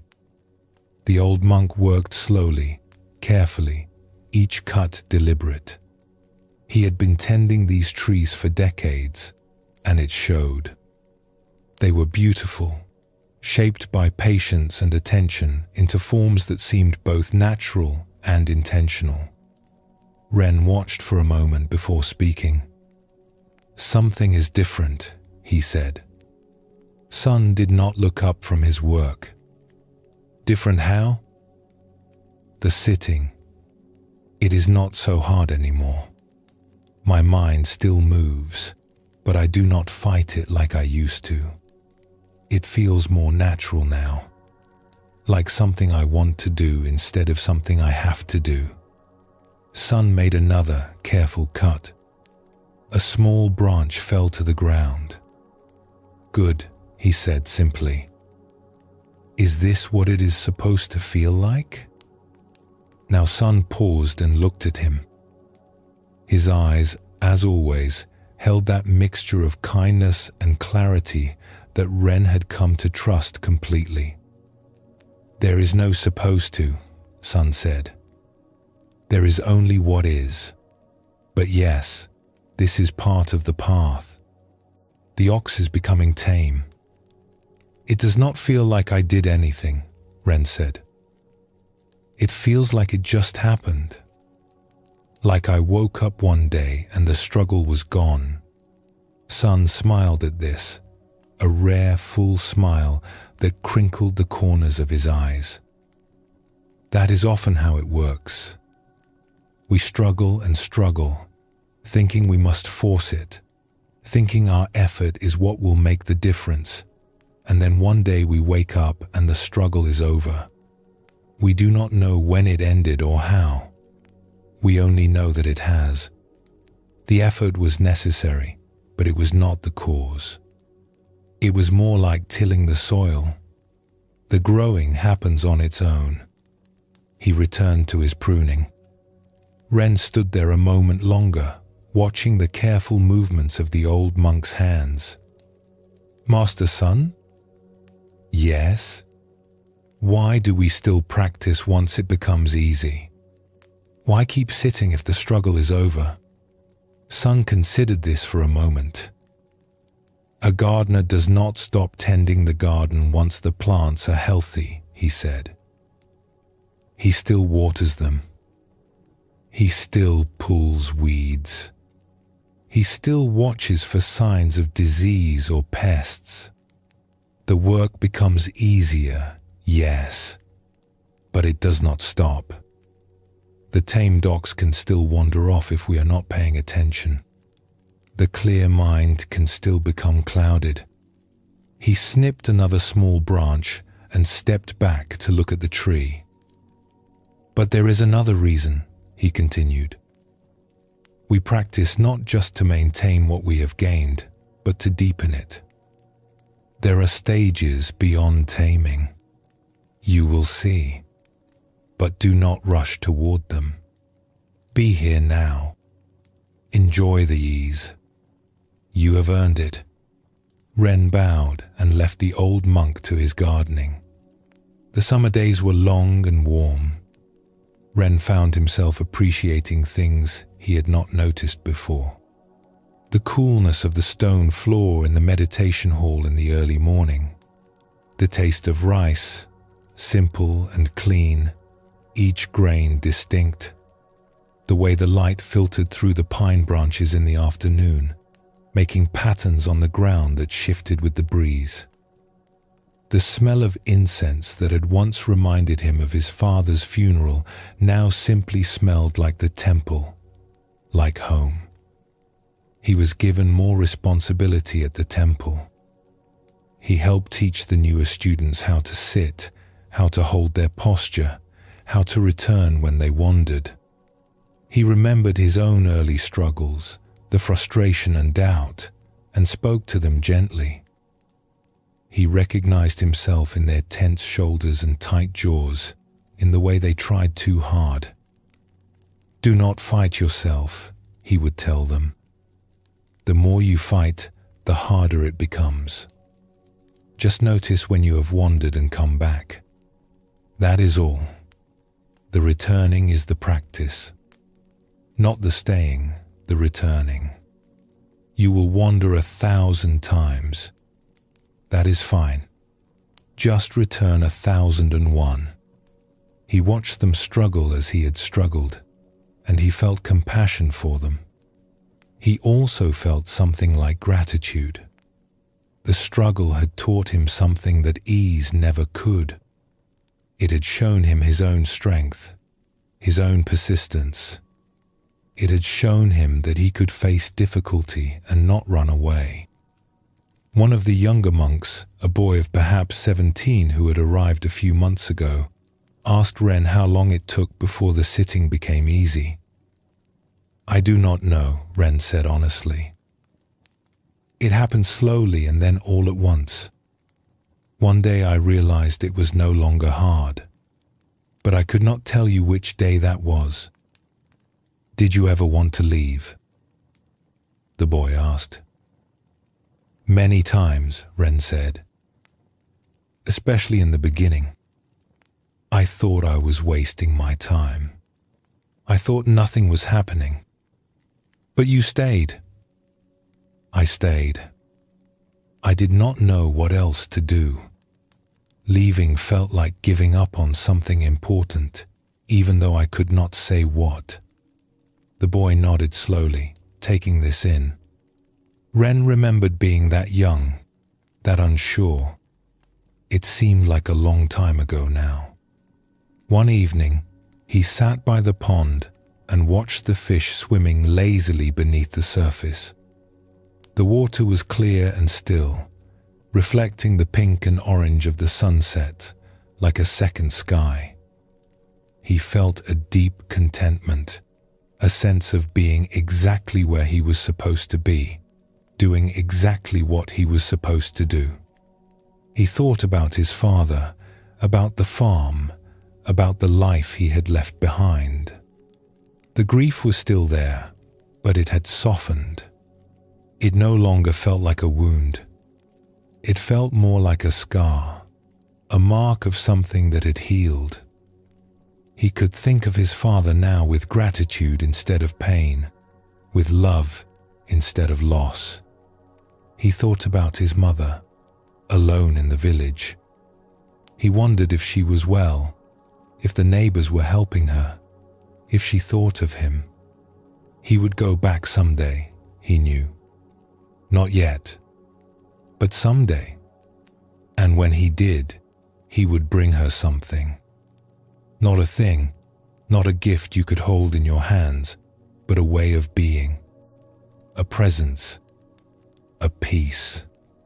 He would sit with her the way Master Sun sat with him, patient and kind, asking nothing, offering everything.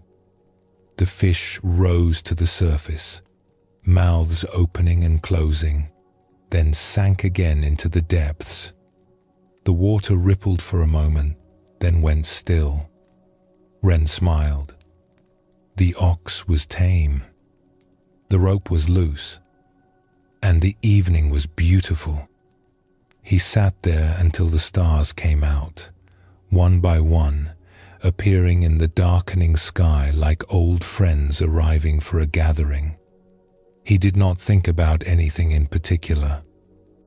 He did not try to meditate or be mindful or practice anything at all. He simply sat, present to the evening, present to his own life, grateful for both. When the temple bell rang for sleep, he rose and walked back to his room. His footsteps were quiet on the stone path. The pine trees whispered above him. Somewhere, a night bird called and was answered. This is enough.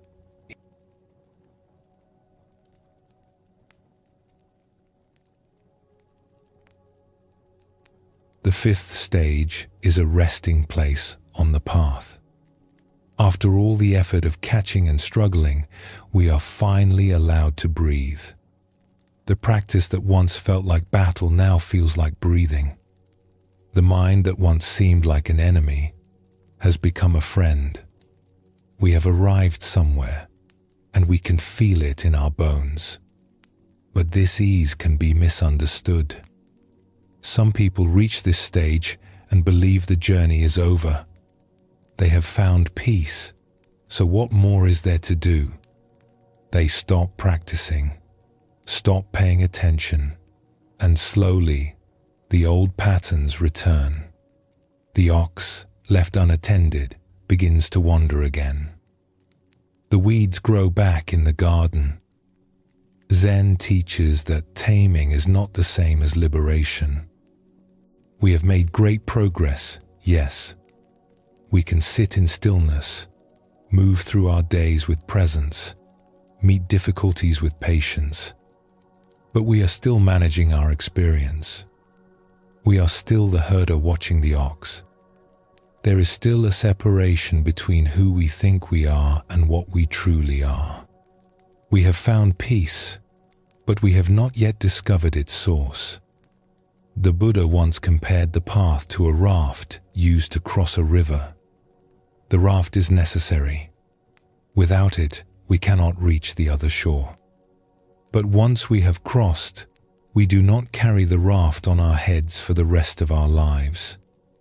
We set it down and walk on. The practices that bring us peace are precious, but eventually, even they must be released. Eventually, we must go beyond practice altogether. For now, in the fifth stage, we keep practicing. We hold the rope loosely. We enjoy the ease and the stillness and the growing sense of well-being. But we do not cling to these things. We know there is further to go. The ox is tame, but we have not yet become the ox. We have not yet discovered that there was never any separation at all. That discovery awaits in the stages ahead. But we do not need to rush toward it. We can walk slowly now. We can appreciate each step. We can notice the birds in the trees and the clouds crossing the sky and the simple miracle of being alive. The struggle has ended and something gentler has taken its place. Something that feels less like work and more like love. Pause for a moment before we continue together.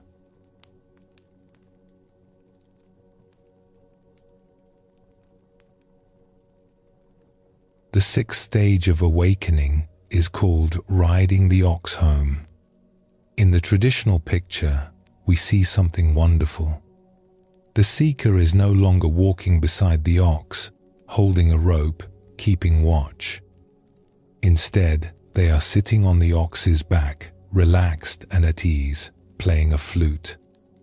The ox knows the way home. The seeker does not need to guide it anymore.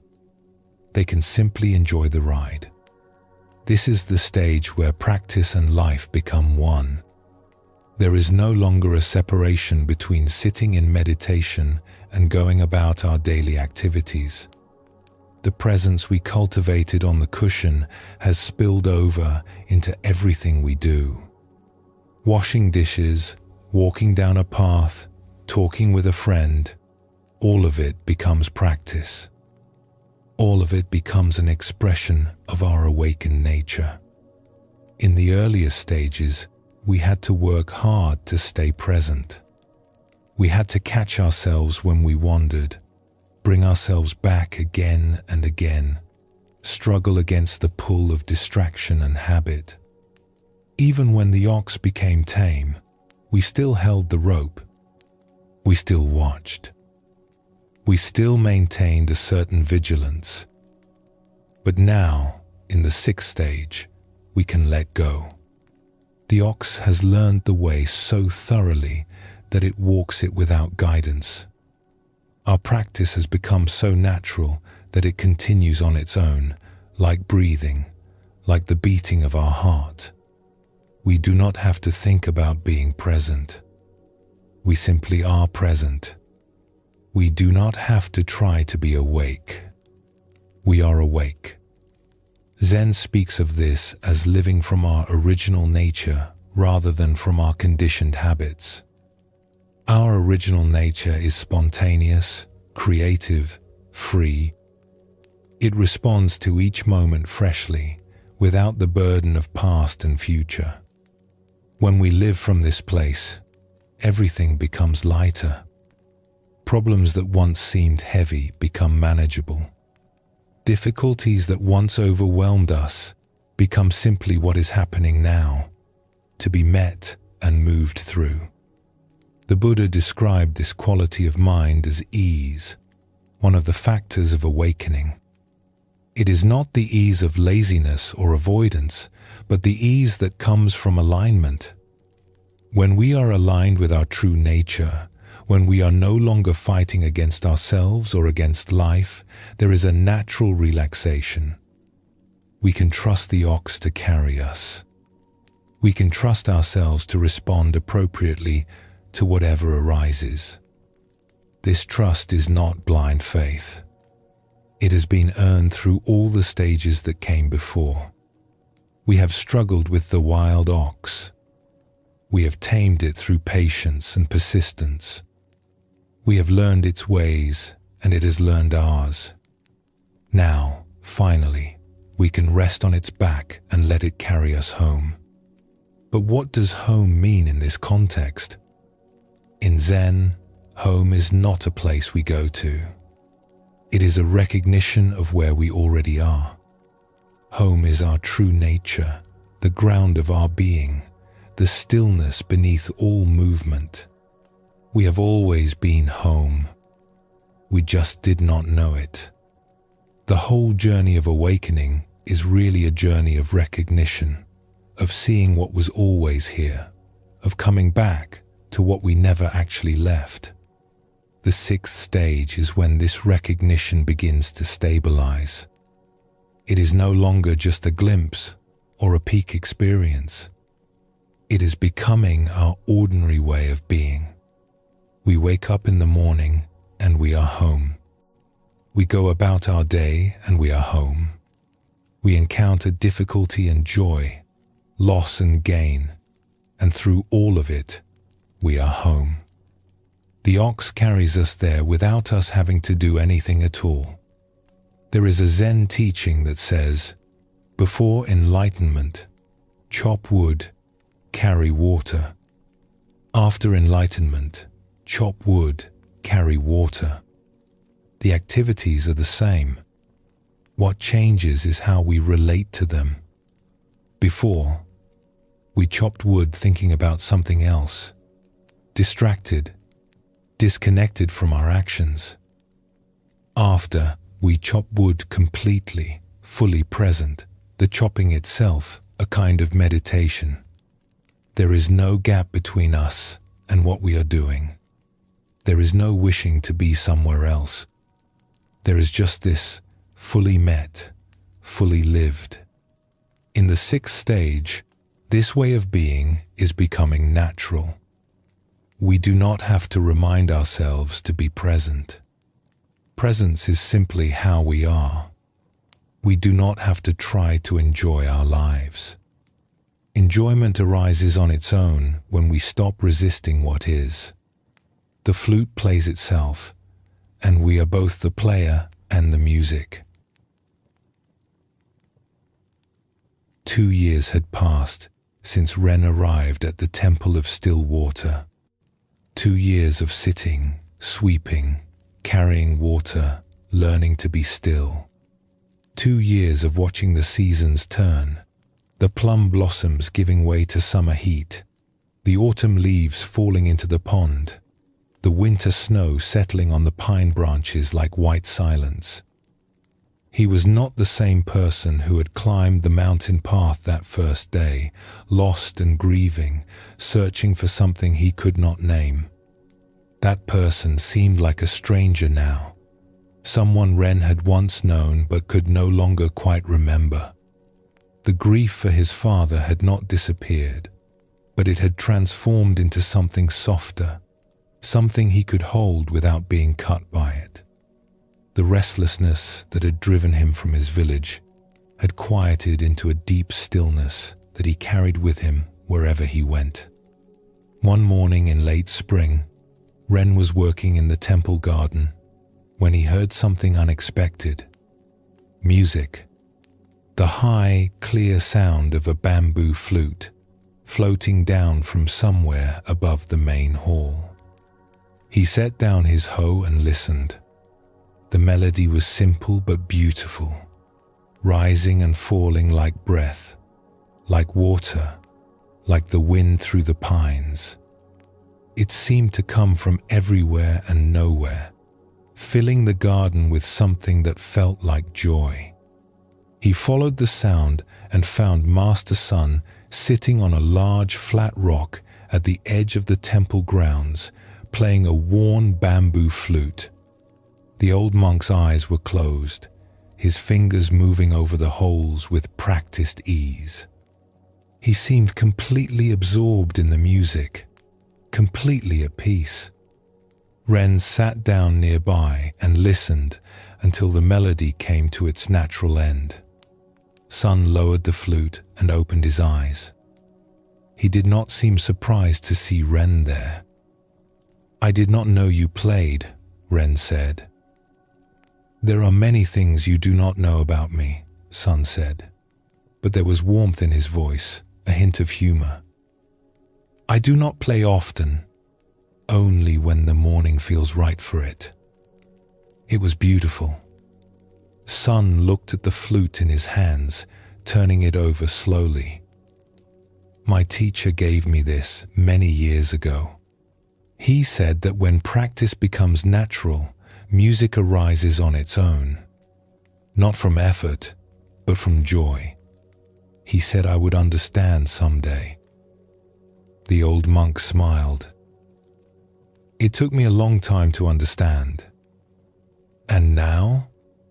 Now I play when I feel like playing. I do not think about why. The music wants to come out, so I let it come out. It is very simple." Ren considered this. He thought about his own practice, how it had changed over the months and years. In the beginning, sitting had been a battle. Then it had become a discipline, something he did because he knew he should. Then, slowly, it had become natural, like eating or sleeping. And now, more and more often, it felt like something else entirely. Not a duty, not even a practice. Just a way of being. Just how he moved through the world. "I think I am beginning to understand," he said. Sun nodded. "You have been here long enough now.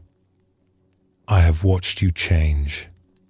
In the beginning, you were like a horse straining against its reins. Then you learned to walk calmly. Now," he paused, looking at Ren with those clear, kind eyes. "Now you are ready to ride." "What do you mean?" "The next stage of the path. You have tamed the ox. You have learned to work with your mind instead of against it. But you are still walking beside it, still holding the rope, even if loosely.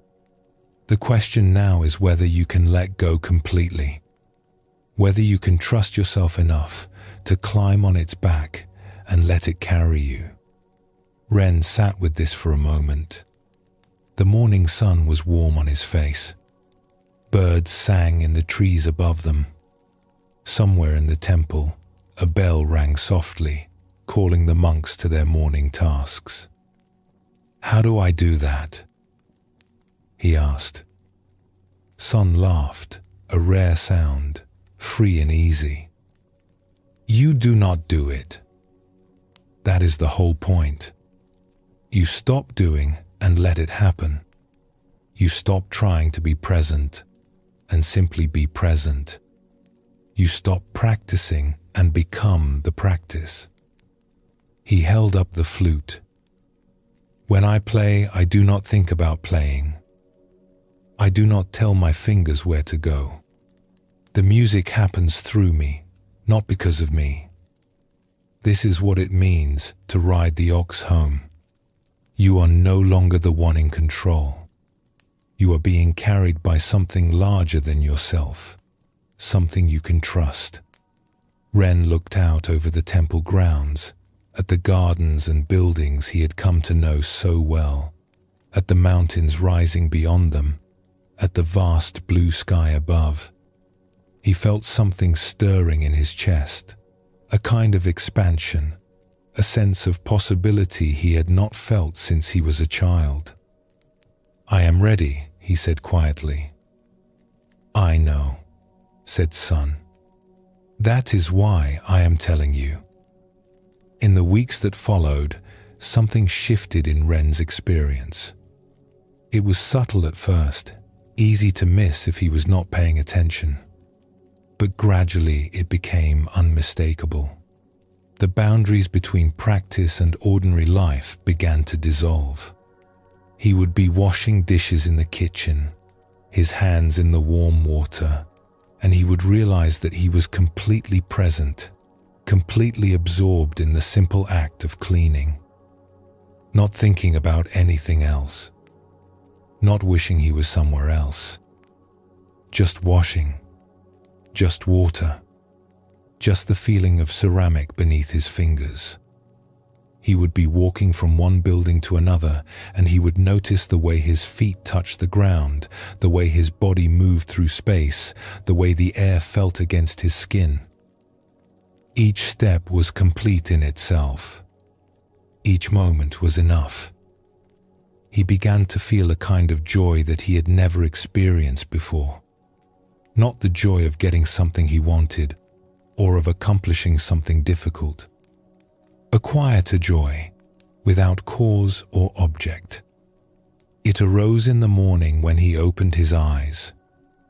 It was there when he sat in meditation, when he worked in the garden, when he lay down to sleep at night. It did not depend on circumstances. It was simply there, like the sky, like the ground beneath his feet. One evening, Ren found an old bamboo flute in a storage room while looking for gardening tools. It was dusty and forgotten, probably left behind by some monk long ago. He cleaned it off and, on impulse, raised it to his lips. He did not know how to play. He had never learned music of any kind. But he blew gently across the hole, and a note came out, pure and clear. He moved his fingers randomly over the holes, and more notes followed, not a melody exactly, but something, a sound, an expression. He laughed at himself, at the strange squeaks and warbles he was producing. But he kept playing. Night after night, after his duties were done, he would take the flute to a quiet corner of the temple grounds and experiment, not trying to learn proper technique, not trying to play any particular song, just making sounds, letting them come, seeing what wanted to emerge. Slowly, Very slowly, the sounds began to organize themselves. Simple melodies arose, unpracticed and imperfect, but genuine. Music that came from somewhere he could not name. One night, Master Sun found him playing by the pond, the water reflecting the stars, the fish long since gone to sleep beneath the surface. The old monk listened in silence until Ren noticed him and stopped, embarrassed. "Do not stop on my account," Sun said. "It was good. Rough, but good. The roughness will smooth itself in time. What matters is that the music is real. It comes from here." He touched his chest. "Not from here." He touched his head. "I do not know what I am doing," Ren admitted. "That is the best way to do anything," Sun said. "When you do not know what you are doing, you cannot do it wrong. You can only do it honestly." He sat down beside Ren on the grass. For a while, neither of them spoke. They just sat together in the darkness, listening to the sounds of the night, the insects and frogs, the soft wind in the pines. "You will leave soon," Sun said finally. It was not a question. Ren was surprised, then realized he was not surprised at all. He had known it for some time, without admitting it to himself. He had come to the temple searching for something, and he had found it. Not an answer exactly, but something better. A way of being. A peace that did not depend on circumstances. He had learned what he needed to learn. Now it was time to take it back into the world. "Yes," he said. "I think so. Not today, but soon." "Good," Sun said. "The temple is not meant to be a hiding place. It is a training ground. We learn here so we can live out there." He gestured toward the darkness beyond the temple walls, toward the mountains, the valleys, the world of ordinary life that Ren had left behind 2 years ago. "I am afraid," Ren said. "Not of leaving, of forgetting, of losing what I have found." Sun shook his head slowly. "You cannot lose it. It is not something you have. It is something you are. Wherever you go, it goes with you. Whatever you do, it does it through you. The ox knows the way home now. You do not have to guide it. You just have to trust it." Ren looked up at the stars, scattered across the darkness like seeds waiting to grow. He thought about his mother, alone in the village, growing older. He thought about the farm, the fields his father had worked, the land that held his family's history. He thought about all the people he had never met, all the lives he had never touched, all the world he had not yet seen. He raised the flute to his lips and began to play. The melody was simple, imperfect, but it was his. It rose into the night sky like a promise, like a prayer, like a song for everyone who was searching for the way home. The 6th stage reminds us that awakening is not meant to be kept in a temple or a meditation hall. It is meant to be lived. The whole point of practice is to transform how we move through the world, how we relate to ourselves and others, how we meet each moment of this brief and precious life. When we ride the ox home, we are bringing everything we have learned back into ordinary life. The stillness we found in sitting, we bring to our conversations. The patience we developed in practice, we bring to our difficulties. The joy that arose from presence we bring to our work, our relationships, our simple daily tasks. This is not always easy. The world outside the temple is noisy and demanding. There are pressures and distractions that we did not face in the sheltered environment of practice. But the ox knows the way. If we have done the work of the earlier stages, if we have truly tamed our mind and befriended our true nature, then we can trust it to carry us through whatever arises. There is a teaching in Zen about the difference between a practitioner and a master. The practitioner has to try to be present. The master is simply present. The practitioner has to remind themselves to be compassionate. The master is simply compassionate. The shift from trying to being is what happens in the sixth stage. We stop playing the role of an awakened person and simply become one. This does not mean we are finished. There are still stages ahead, deeper recognitions, more complete surrenders, but something fundamental has changed. We are no longer seeking. We are no longer struggling. We are riding home on the back of our own true nature, playing the song of our own awakened heart, trusting the path to unfold beneath us. If you have reached this stage, take a moment to appreciate what has happened. You have traveled far. You have faced your own wild mind and made peace with it. You have found a joy that does not depend on circumstances. You have discovered that home is not somewhere you go, but something you are. Pause for a moment before we continue together into the deeper stages of this endless, beautiful path.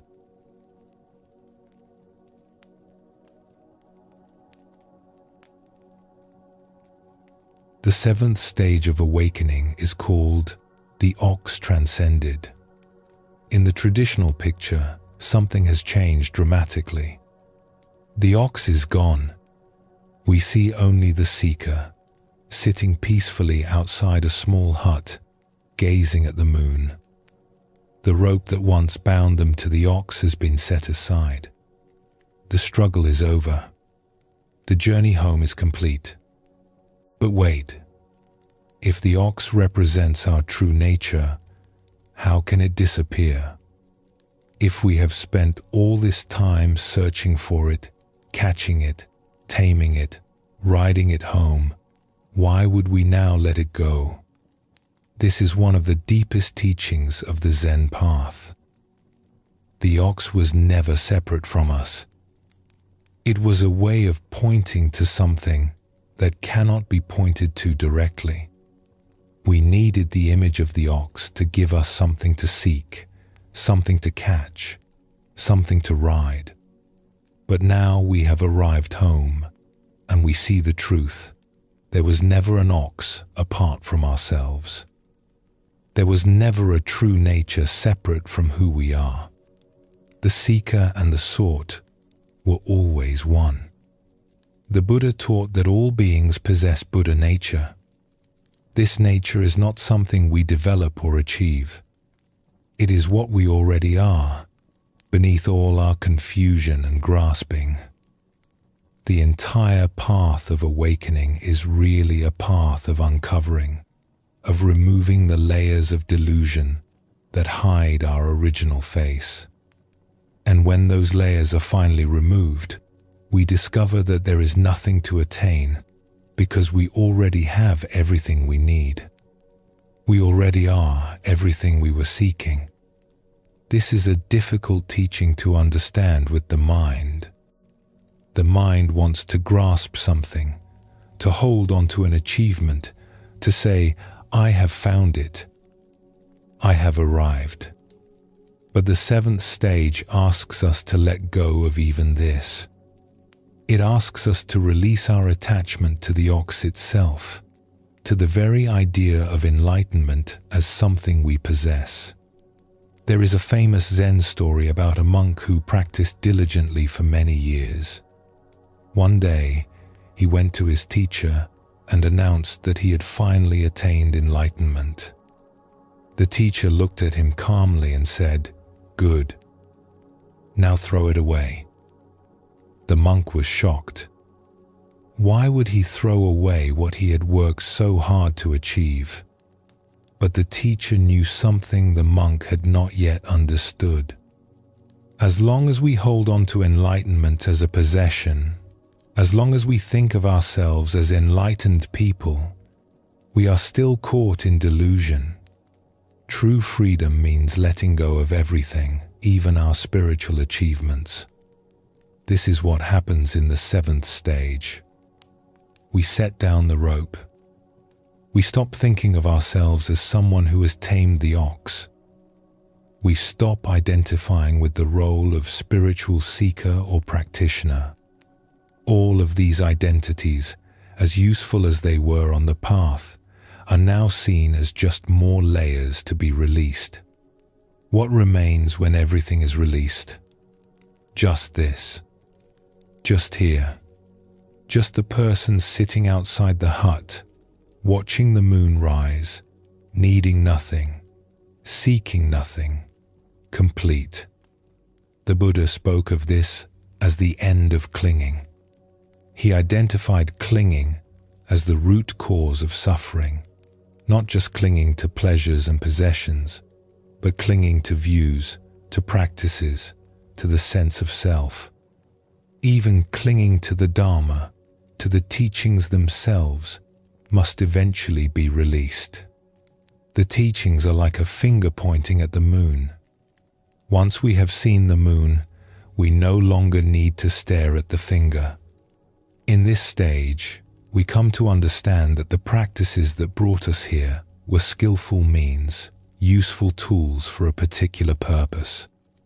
Sitting meditation, mindfulness, working with a teacher, all of these were necessary. They were the raft that carried us across the river. But now we have reached the other shore, and we can set the raft down. We do not need to carry it with us anymore. This does not mean we stop practicing. Many people in the 7th stage continue to sit, continue to study, continue to engage with the Dharma. But the relationship to practice has changed. We no longer practice to get somewhere. We no longer practice to improve ourselves or to achieve enlightenment. We practice because practice is simply what we do. It is our natural expression, like breathing, like sleeping, like the moon rising over the mountains. The image of the moon is significant in Zen. The moon represents our true nature, always present, always luminous, even when hidden by clouds. We do not create the moon. We do not achieve it. We simply see it, clear and bright, shining in the empty sky. In the 7th stage, we sit beneath the moon and recognize it as our own original face. The face we had before our parents were born, before the world came into being. The face that was never separate from anything, that includes everything, that is both empty and full. Zen master Huang Po taught that the Buddha mind is not different from the ordinary mind. There is no special enlightened state that is separate from our everyday experience. When we let go of the ox, we discover that ordinary life is the path. Washing dishes is the path. Walking down the street is the path. Talking with a friend, eating a meal, watching the sunset, all of it is the path. There is nowhere to go and nothing to attain because we are already here, already home, already complete. This realization brings a profound peace. Not the peace of having achieved something, but the peace of no longer needing to achieve anything.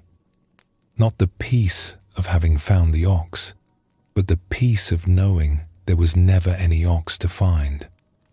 The struggle is over, not because we have won, but because we have seen through the illusion that there was ever a battle.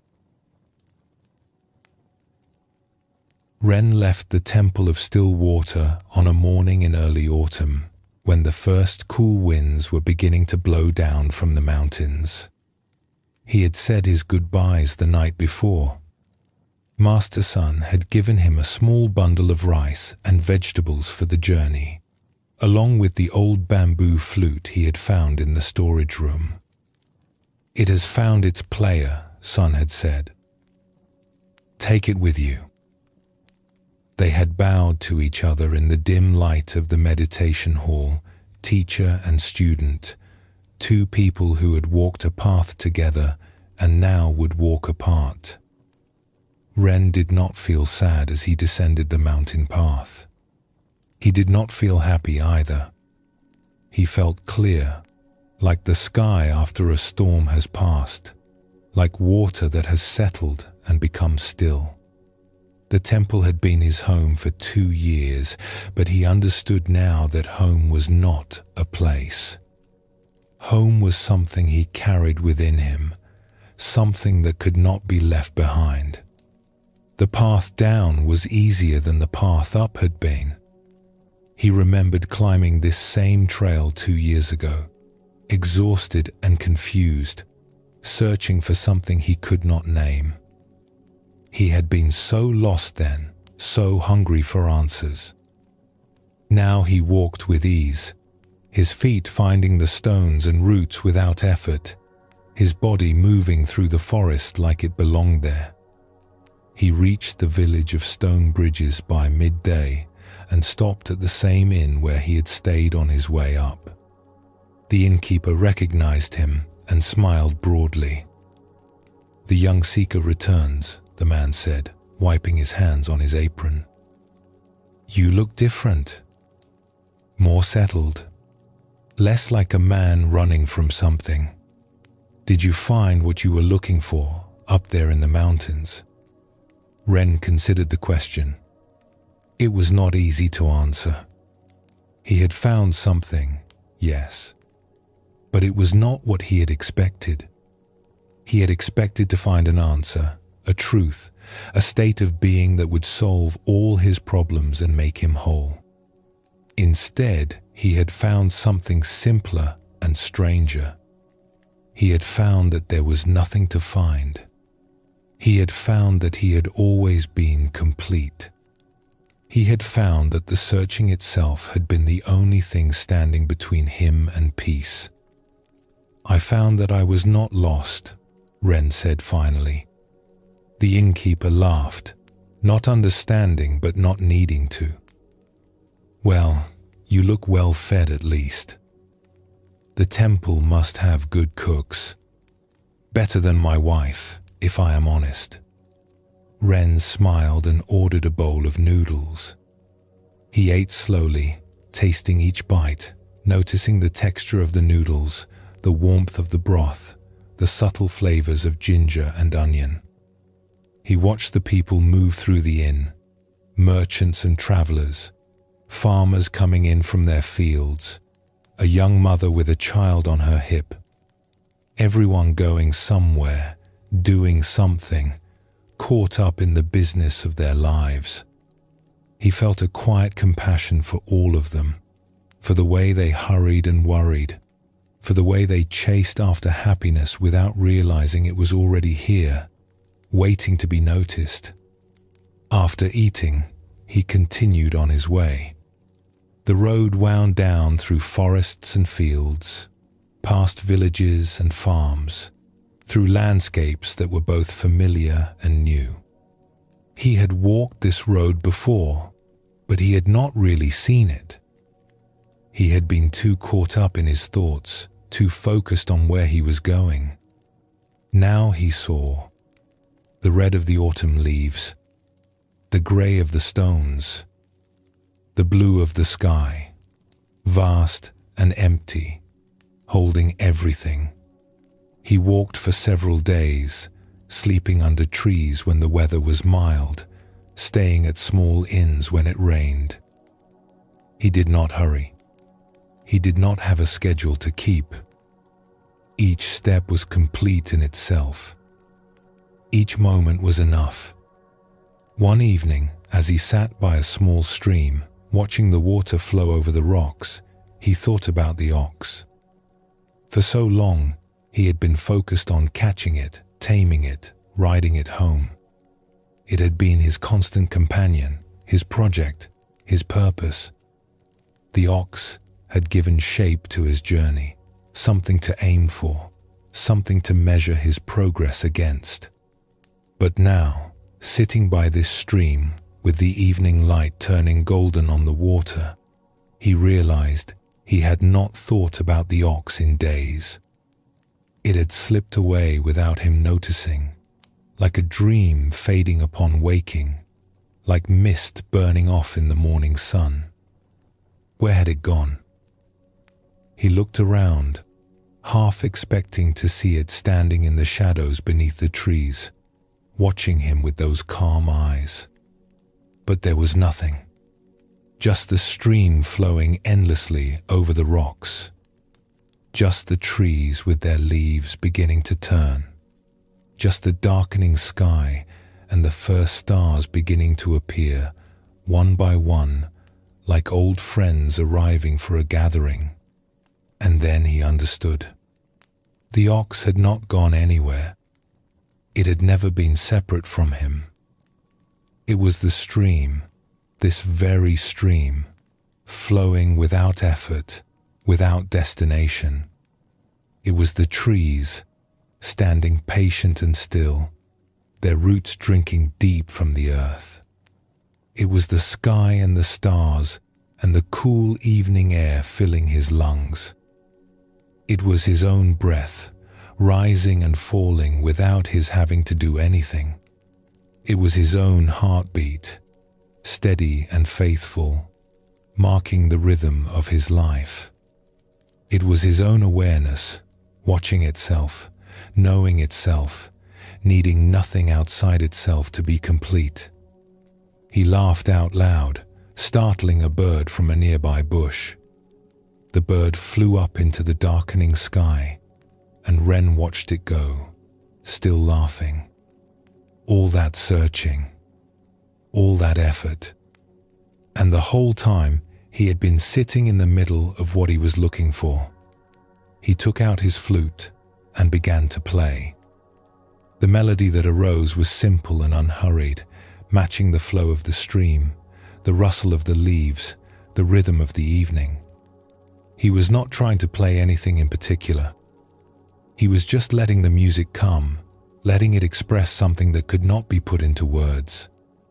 As he played, he felt a deep gratitude arise. Gratitude for the path that had brought him here. Gratitude for his father, whose death had set him on this journey.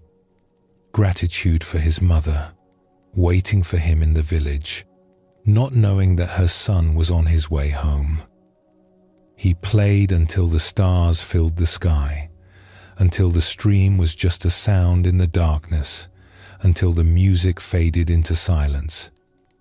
Then he put the flute away and lay down on the soft grass, looking up at the vast expanse above him. There was nothing to achieve, nothing to become, nothing to hold on to. Just this, just here, just the stars and the stream and the cool grass beneath his back. He closed his eyes and slept deeply and peacefully, without dreams. The next morning, he woke with the sun and continued on his way. The road was beginning to look familiar now. He recognized the shape of certain hills, the curve of certain rivers. He was getting close to home, but the word home no longer meant what it once did. It was not just a village, a farm, a place where his mother waited. It was something vaster and simpler. It was the ground beneath his feet, wherever he stood. It was the sky above his head, wherever he walked. It was the present moment, fully lived, fully met, complete in itself. He thought about what he would say to his mother.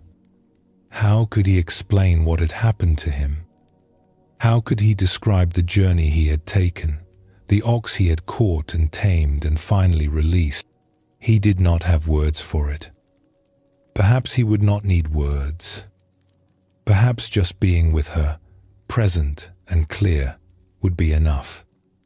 As he walked, he noticed he was no longer thinking about the future. He was not planning what he would do when he arrived, not rehearsing conversations, not worrying about how things would go. He was simply walking. One step, then another.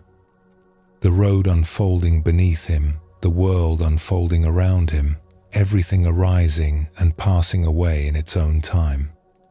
This was freedom, he realized. Not freedom from anything, but freedom to be fully here, fully alive, without the burden of past and future. The ox was gone, and with it, all the weight he had been carrying. All the seeking, all the striving, all the desperate need to become something other than what he was. He was just Ren, just a man walking down a road in autumn, carrying a small bundle and a bamboo flute, going home to see his mother. Nothing special, nothing extraordinary. And yet, somehow, that was the most extraordinary thing of all. The seventh stage brings us to a place that cannot be described, only lived. We have followed the path through all its twists and turns, through struggle and surrender, through effort and ease. And now we arrive at something that was never separate from where we started. The journey, we discover, was always a journey home to ourselves. The Buddha, in his final teaching before passing away, told his students to be a lamp unto themselves, not to rely on external authorities, not to cling to doctrines or teachers, or even to his own words, but to trust their own direct experience of reality. This is what the seventh stage asks of us. We let go of everything we have learned, not because it was wrong, but because we no longer need it in the same way. We have internalized the teachings so completely that they have become invisible, like the air we breathe, like the ground we walk on. Zen master Linji said, "If you meet the Buddha on the road, kill him." This shocking statement points to the same truth. As long as we are looking for the Buddha outside ourselves, as long as we think enlightenment is something possessed by special people in special places, we are missing the point. The Buddha is not someone to meet. The Buddha is what we are when we stop pretending to be something else. The ox is not something to catch. The ox is what has always been here, hiding in plain sight, waiting for us to stop searching long enough to see it. There is a teaching in the Prajnaparamita Sutras that says, form is emptiness and emptiness is form. For a long time on the path, we learn to see through form, to recognize that things are not as solid and separate as they appear. But in this stage, we complete the circle. We see that emptiness is not somewhere else, not a special state apart from ordinary life. Emptiness is right here, in this cup of tea, in this conversation, in this breath. The sacred is not separate from the ordinary. It is the ordinary seen clearly. In this stage, we discover a peace that does not depend on anything. Not on our practice, not on our understanding, not on our circumstances. It is the peace of simply being, without conditions, without requirements. We sit outside our hut and watch the moon rise over the mountains, and we need nothing more. The moon is enough. The sky is enough. This moment, just as it is, with all its imperfections and uncertainties, is enough. This is not the end of the path. There are still stages ahead, still deeper realizations, still ways in which life will continue to unfold and teach us. But something fundamental has been resolved. The great search is over. Not because we found what we were looking for, but because we found that we were never really lost. We were always home. We just did not know it. Rest here for a moment. Feel what it is like to need nothing.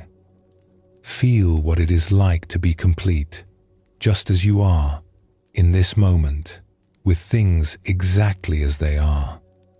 There is nothing you need to fix, nothing you need to achieve, nothing you need to become.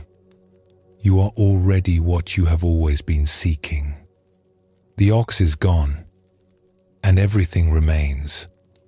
Pause for a moment before we continue together.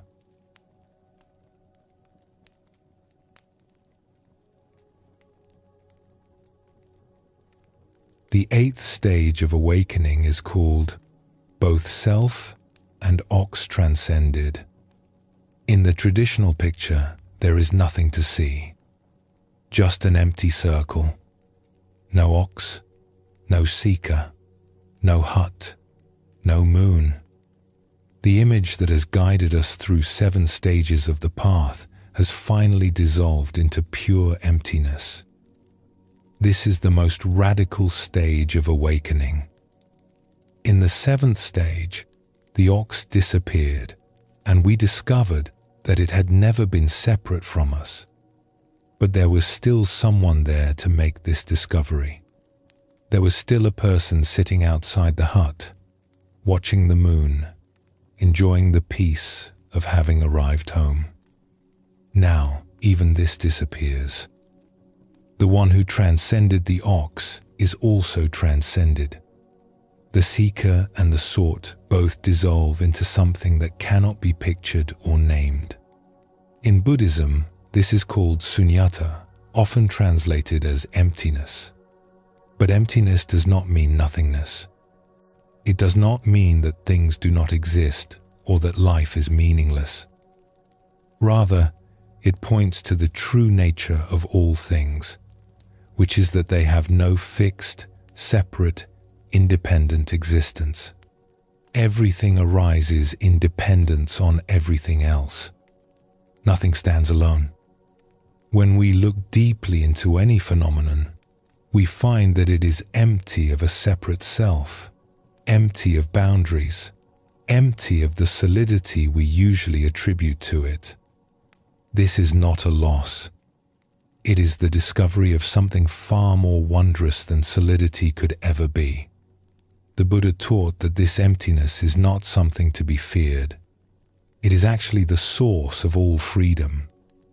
As long as we believe in solid, separate things, including a solid, separate self, we are trapped. We grasp at what we want and push away what we do not want. We build walls around ourselves and defend them fiercely against the world. But when we see through the illusion of separateness, the walls come down. We discover that we were never separate from anything. The universe is not something we live in. It is something we are. The self we spent so much energy defending was never really there in the first place, at least not in the way we imagined. This can sound frightening to the mind. If there is no self, who am I?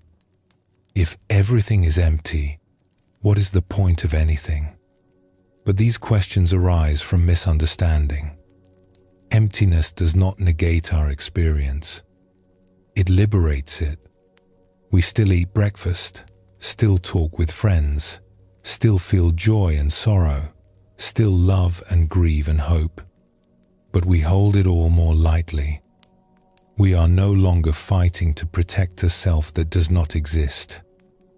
We are no longer struggling to make permanent what is inherently impermanent. We can finally relax into the flow of things as they are. The great Buddhist philosopher Nagarjuna dedicated his life to exploring the nature of emptiness. He showed that emptiness itself is empty. We cannot make a thing out of it, cannot cling to it, cannot use it as a new foundation for the self. Even the concept of emptiness must be released. This is what the 8th stage points to. Not just the emptiness of the ox, not just the emptiness of the seeker, but the emptiness of emptiness itself. Zen expresses this through the image of the empty circle, called an enso in Japanese. The enso is one of the most profound symbols in Zen art. It is usually drawn with a single brushstroke, in one continuous movement, expressing the totality of existence in the simplest possible form. The circle has no beginning and no end. It includes everything and excludes nothing.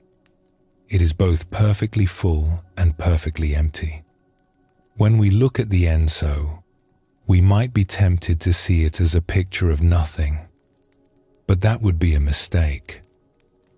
The empty circle is not nothing. It is the ground from which everything arises. It is the silence from which all sounds emerge. It is the space that allows all forms to exist. Without emptiness, there could be no fullness. Without the empty circle, there could be no ox, no seeker, no path, no awakening.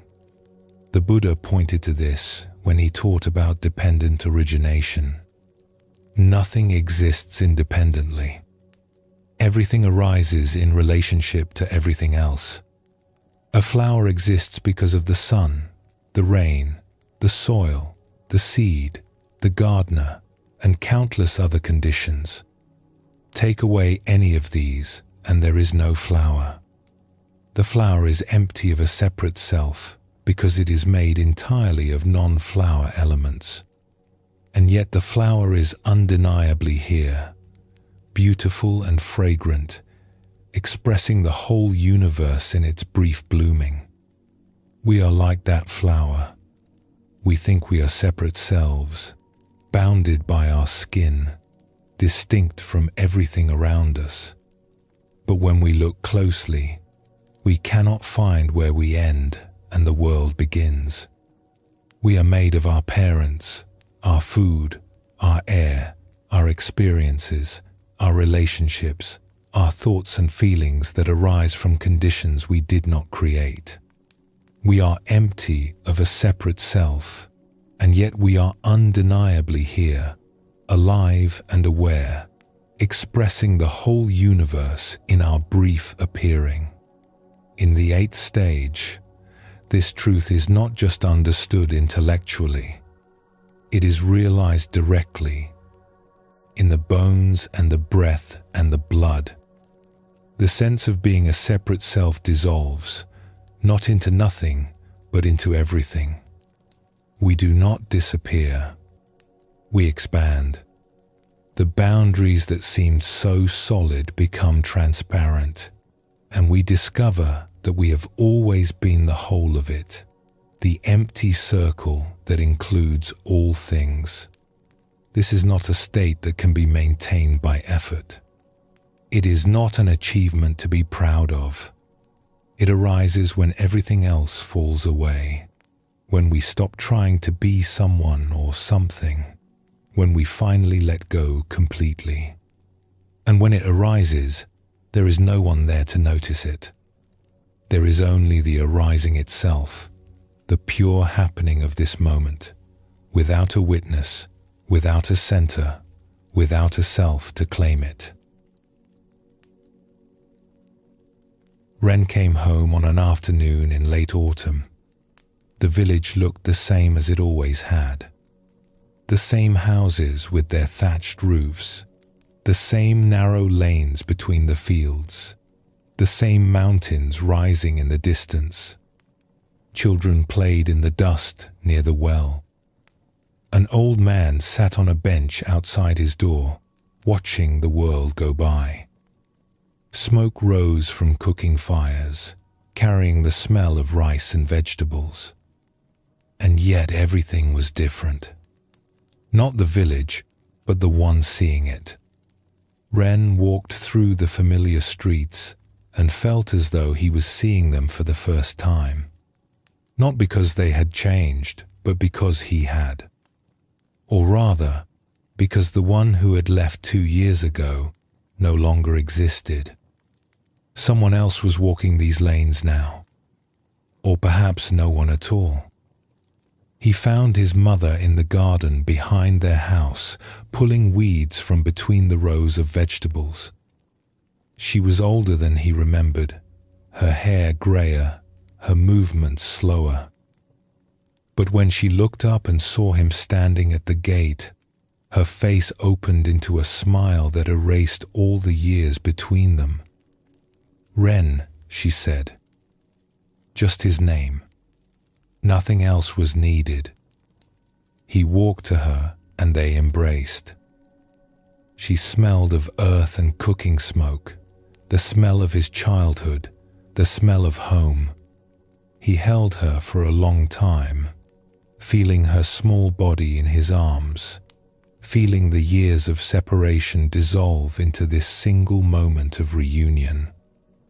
"You have come back," she said when they finally stepped apart. "I have come back," he agreed. She looked at him closely, the way she used to look at him when he was a boy and had done something she did not quite understand. "You are different," she said. "Something has changed in you. I can see it in your eyes." Ren did not know what to say. How could he explain what had happened? How could he put into words the journey he had taken, the ox he had sought and found and lost, the self that had dissolved somewhere on the road between the temple and here? "I went looking for something," he said finally. "And I found it. Or maybe I found that there was nothing to find. I am not sure I can explain it." His mother nodded slowly. She did not ask for more explanation. Perhaps she understood that some things cannot be explained, only lived. Perhaps she had her own wisdom, gathered over decades of planting and harvesting, of watching things grow and die and grow again. "Come inside," she said. "You must be hungry. I will make you something to eat." They walked into the house together. It was smaller than Ren remembered and darker, but it felt right. It felt like exactly where he was supposed to be. He sat at the low table where he had eaten thousands of meals as a child and watched his mother move around the kitchen, preparing rice and vegetables, heating water for tea. "I thought about you every day," she said without turning around. "I wondered where you were, what you were doing, if you were safe, if you were happy." "I thought about you too," Ren said. "I wanted to come back sooner, but I was not ready." "And now you are ready?" Ren considered the question. Was he ready? He did not feel ready for anything in particular. He did not feel like he had completed something or achieved something. He just felt empty, in the best possible way. Empty of striving, empty of seeking, empty of the need to be anywhere other than where he was. "I do not know if ready is the right word," he said. "I just knew it was time." His mother brought the food to the table and sat across from him. They ate in silence for a while, the comfortable silence of two people who do not need to fill the space with words. Outside, the afternoon light was fading, turning golden, then orange, then grey. "Your father would be proud of you," she said eventually. Ren felt something move in his chest, a wave of emotion that rose and fell like breath. His father. He had not thought about him directly in a long time, but he realized now that his father had been with him the whole journey. The walking stick he still carried, the grief that had set him on the path, the love that had never disappeared, only transformed. "I miss him," Ren said. "I miss him too. Every day. Every morning when I wake up and reach across the bed and he is not there. Every evening when I cook dinner for one instead of two."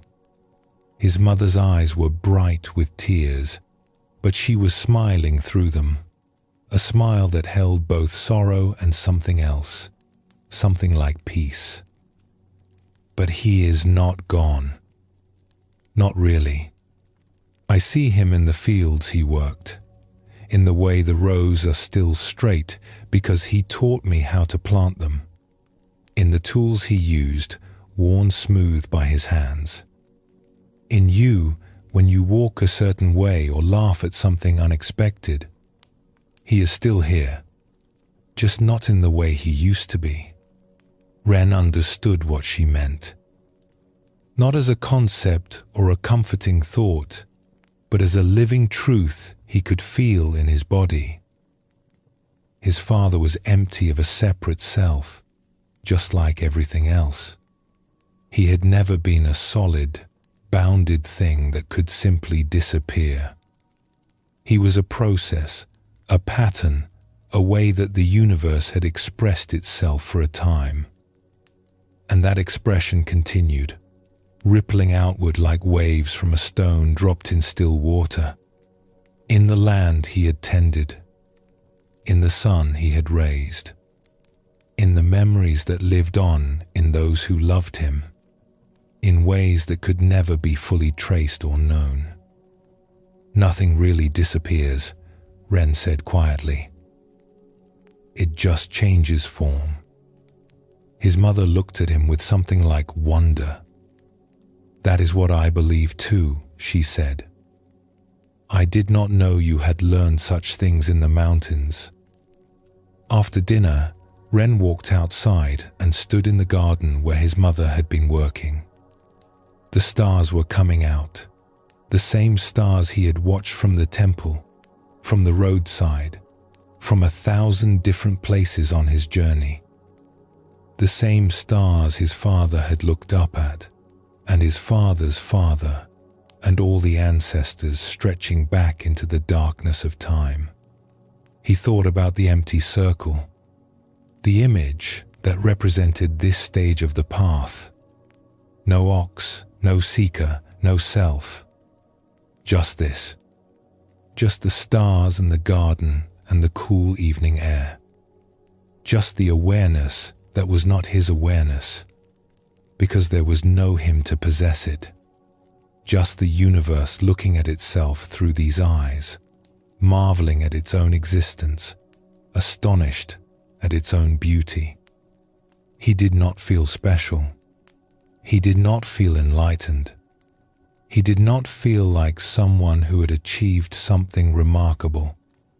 Those feelings would have required a someone to feel them, and that someone had grown very quiet, very transparent, almost invisible. He just felt empty, wonderfully, peacefully, completely empty. And in that emptiness, everything was present.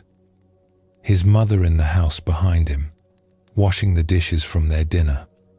His father in the soil beneath his feet, in the vegetables they had eaten, in the love that continued to flow between mother and son. The temple in the mountains, the monks sitting in meditation as the night deepened. Master-son, probably watching these same stars rise over the pine trees. All of it here, All of it now, all of it one seamless whole without edges or boundaries. He took out his flute and raised it to his lips. But he did not play. He just held it there, feeling the smooth bamboo against his fingers, feeling the night air on his face, feeling the emptiness that was not empty at all. There was nothing to express, nothing to add to this moment. It was already complete. He lowered the flute and simply stood there, breathing, being, disappearing into the vast silence that held everything. The eighth stage is sometimes called the Great Death in Zen. It is the death of the self, the final letting go of the illusion that we are separate beings moving through a separate world. This death is not sad or frightening when it is actually experienced. It is a relief, like setting down a heavy weight we did not know we were carrying. It is the laying down of a burden we have carried our whole lives without knowing we were carrying it. The Buddha taught that clinging to a sense of self is the root of all suffering. We spend our lives defending this self, promoting it, comparing it to others, worrying about its fate. We lie awake at night wondering if we are good enough, successful enough, loved enough. We fight to protect our reputation, our possessions, our sense of being someone special. And all this effort is based on a misunderstanding. The self we are defending does not exist in the way we think it does. It is a story we tell ourselves, a collection of memories and habits and beliefs that we mistake for a solid, continuous thing. When this is seen clearly, not just understood but seen with the whole of one's being, the self becomes transparent. We can still function in the world. We still have a name, a history, a personality. People still recognize us on the street and call us by our names. But we no longer take it so seriously. We no longer believe it is the whole truth of who we are. We have seen the empty circle, and we know that we are that emptiness, expressing itself temporarily as this particular form, this brief dance of atoms and awareness. This is not a state to achieve or a place to arrive. It is the ground that was always beneath our feet, the sky that was always above our heads. We recognize that we have always been empty, and that this emptiness is the source of everything, the womb of the universe, the mother of all forms. The empty circle holds everything, your joys and sorrows, your seeking and finding, your life and death, all of it arising from emptiness, dancing for a while in the light of awareness, returning to emptiness when its time is done. Nothing is lost. Nothing is gained. Everything is exactly as it has always been, perfect and complete, needing nothing added, nothing taken away. Rest here in the empty circle. Let yourself dissolve into what you have always been. There is nothing to fear. There is nothing to hold on to. There is only this, vast and silent and infinitely full. The empty circle that is also the fullest thing in the universe. Pause for a moment before we continue together into the final stages of this pathless path.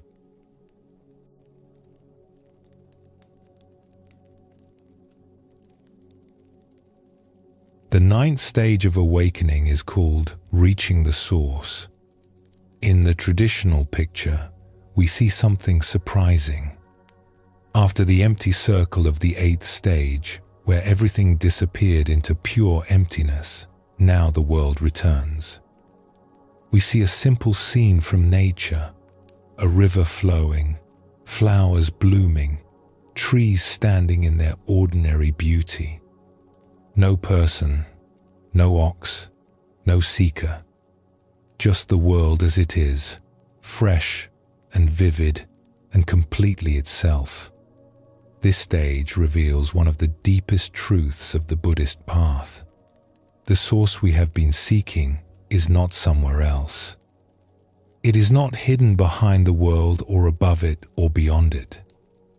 The source is right here, in the ordinary unfolding of things as they are. The river flowing is the source. The flowers blooming are the source. This moment, exactly as it is, with nothing added and nothing taken away, is the source. In the earlier stages of the path, we learn to see through the illusion of solid, separate things. We discovered emptiness, the vast openness that underlies all phenomena. This was a crucial insight, a necessary step on the journey. But if we stop there, if we cling to emptiness as the final truth, we have not yet completed the path. The Buddha's teaching is not that the world is empty and therefore unreal. It is that the world is empty and therefore miraculous. Because things have no fixed, separate essence, they can arise at all. Because everything is interconnected, everything is possible. Emptiness is not the negation of form. It is the womb from which all forms are born. The great Buddhist text, called the Heart Sutra, puts it simply: form is emptiness, and emptiness is form. In the 8th stage, we realized the first part of this teaching. We saw that form is emptiness, that all things are without inherent existence, that even the self we took to be so solid is transparent and groundless. This was the great death, the dissolution of the seeker into the vast empty circle. But now, in the 9th stage, we realize the second part. Emptiness is form. The void is not void. It is full, overflowing, bursting with life. The source we sought is pouring itself out in every direction, becoming rivers and mountains and clouds and people, becoming this very moment in all its ordinary wonder. There is a famous Zen saying about the stages of practice. Before I studied Zen, mountains were mountains and rivers were rivers. While I was studying Zen, mountains were no longer mountains and rivers were no longer rivers. But after I had studied Zen for many years, mountains were once again mountains and rivers were once again rivers. This saying captures the journey we have been on. In the beginning, we took the world at face value. Mountains were just mountains, solid and obvious. Then we began to see through them. We discovered their emptiness, their lack of inherent existence. Mountains became strange, transparent, almost dreamlike. But now, having passed through emptiness, we return to the ordinary. Mountains are mountains again. But this is not the same as the beginning. Now we see them with new eyes. We see them as the expression of the source, as emptiness taking form, as the sacred showing up as the ordinary. The Zen master, who spoke those words about mountains and rivers, was pointing to something that cannot quite be put into language. The third seeing is not the same as the first seeing, even though they look identical from the outside. The first seeing was naive, unconscious, taking things for granted. The third seeing is awake. It knows that mountains are empty, and precisely because of this, it can appreciate them fully. It knows that rivers are without inherent existence, and precisely because of this, it can marvel at their flowing. In this stage, we stop seeking altogether. Not because we have given up, but because we have found what we were looking for. Or rather, we have discovered that what we were looking for was never lost. It was here all along, hiding in plain sight, showing itself in every breath, every bird song, every falling leaf. We were searching for the source while standing in the middle of it. We were asking where home is while sitting in our own living room. The Buddha, after his enlightenment, was asked what he had attained. He replied that he had attained nothing at all. This seems like a strange answer from someone who had just achieved the highest goal of the spiritual path. But it is the truest answer he could give. There is nothing to attain because the source is already here. There is nothing to become because we already are what we seek. The whole journey of awakening is really a journey of recognition, of seeing what was always present, of waking up to the miracle of ordinary existence. This is why the 9th stage shows us a scene from nature rather than a spiritual symbol or a meditating figure. The river does not need to practice meditation. The flowers do not need to attain enlightenment. They are already expressing the source perfectly, just by being what they are. They do not question their existence or wonder if they are doing it right. They simply flow, simply bloom, simply are. And so are we, if we could only see it. Our very confusion is the source. Our seeking is the source. Even our suffering, even our mistakes, even our darkest moments are the source taking form, the emptiness expressing itself in yet another way. This does not mean that the path was unnecessary. We needed to make the journey. We needed to search and struggle and surrender. We needed to catch the ox and tame it and ride it home and let it go. Without the journey, we would not have the eyes to see what was here all along. A person who has never left home does not know what home means. A person who has never been lost cannot understand the joy of being found. The journey gives us the capacity to appreciate what was always present. The poet T.S. Eliot wrote that the end of all our exploring will be to arrive where we started and know the place for the first time.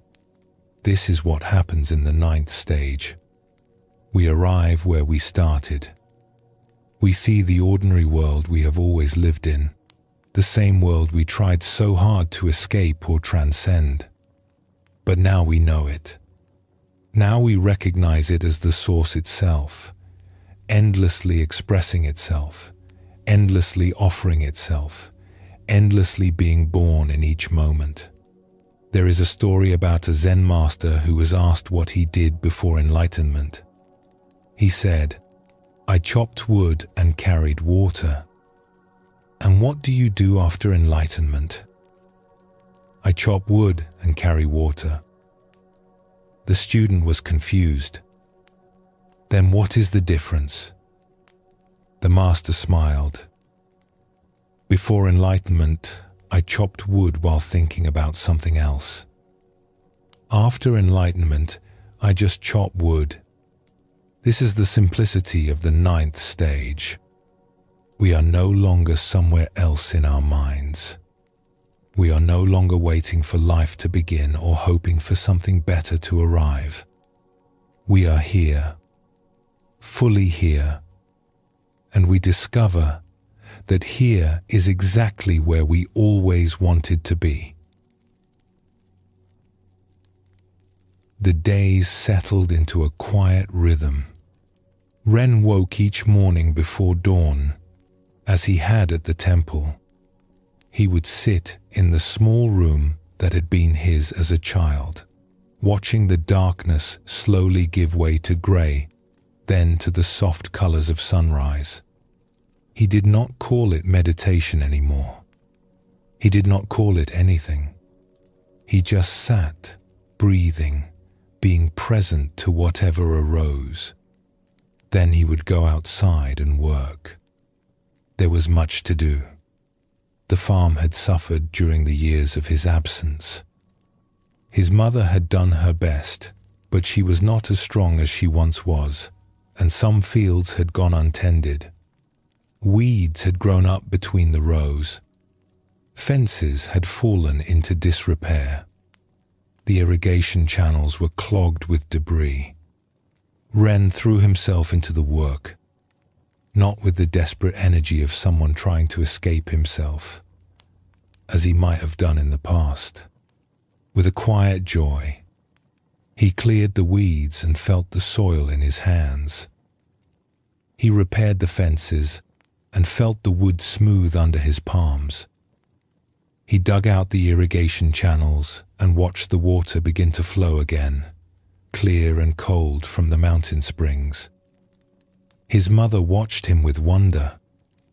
"You work differently than you used to," she said one evening as they sat together after dinner. "You seem to enjoy it more." Ren considered this. "I used to think work was something to get through," he said. "A means to an end. Now it just seems like life. No different from eating or sleeping or sitting in the morning." "Your father was like that," she said. "Toward the end especially. He would spend hours in the fields and come home tired but happy. I asked him once what he thought about while he worked. He said he did not think about anything. He just worked." Ren smiled. He understood now what his father had discovered, perhaps without ever naming it. The source was not somewhere else.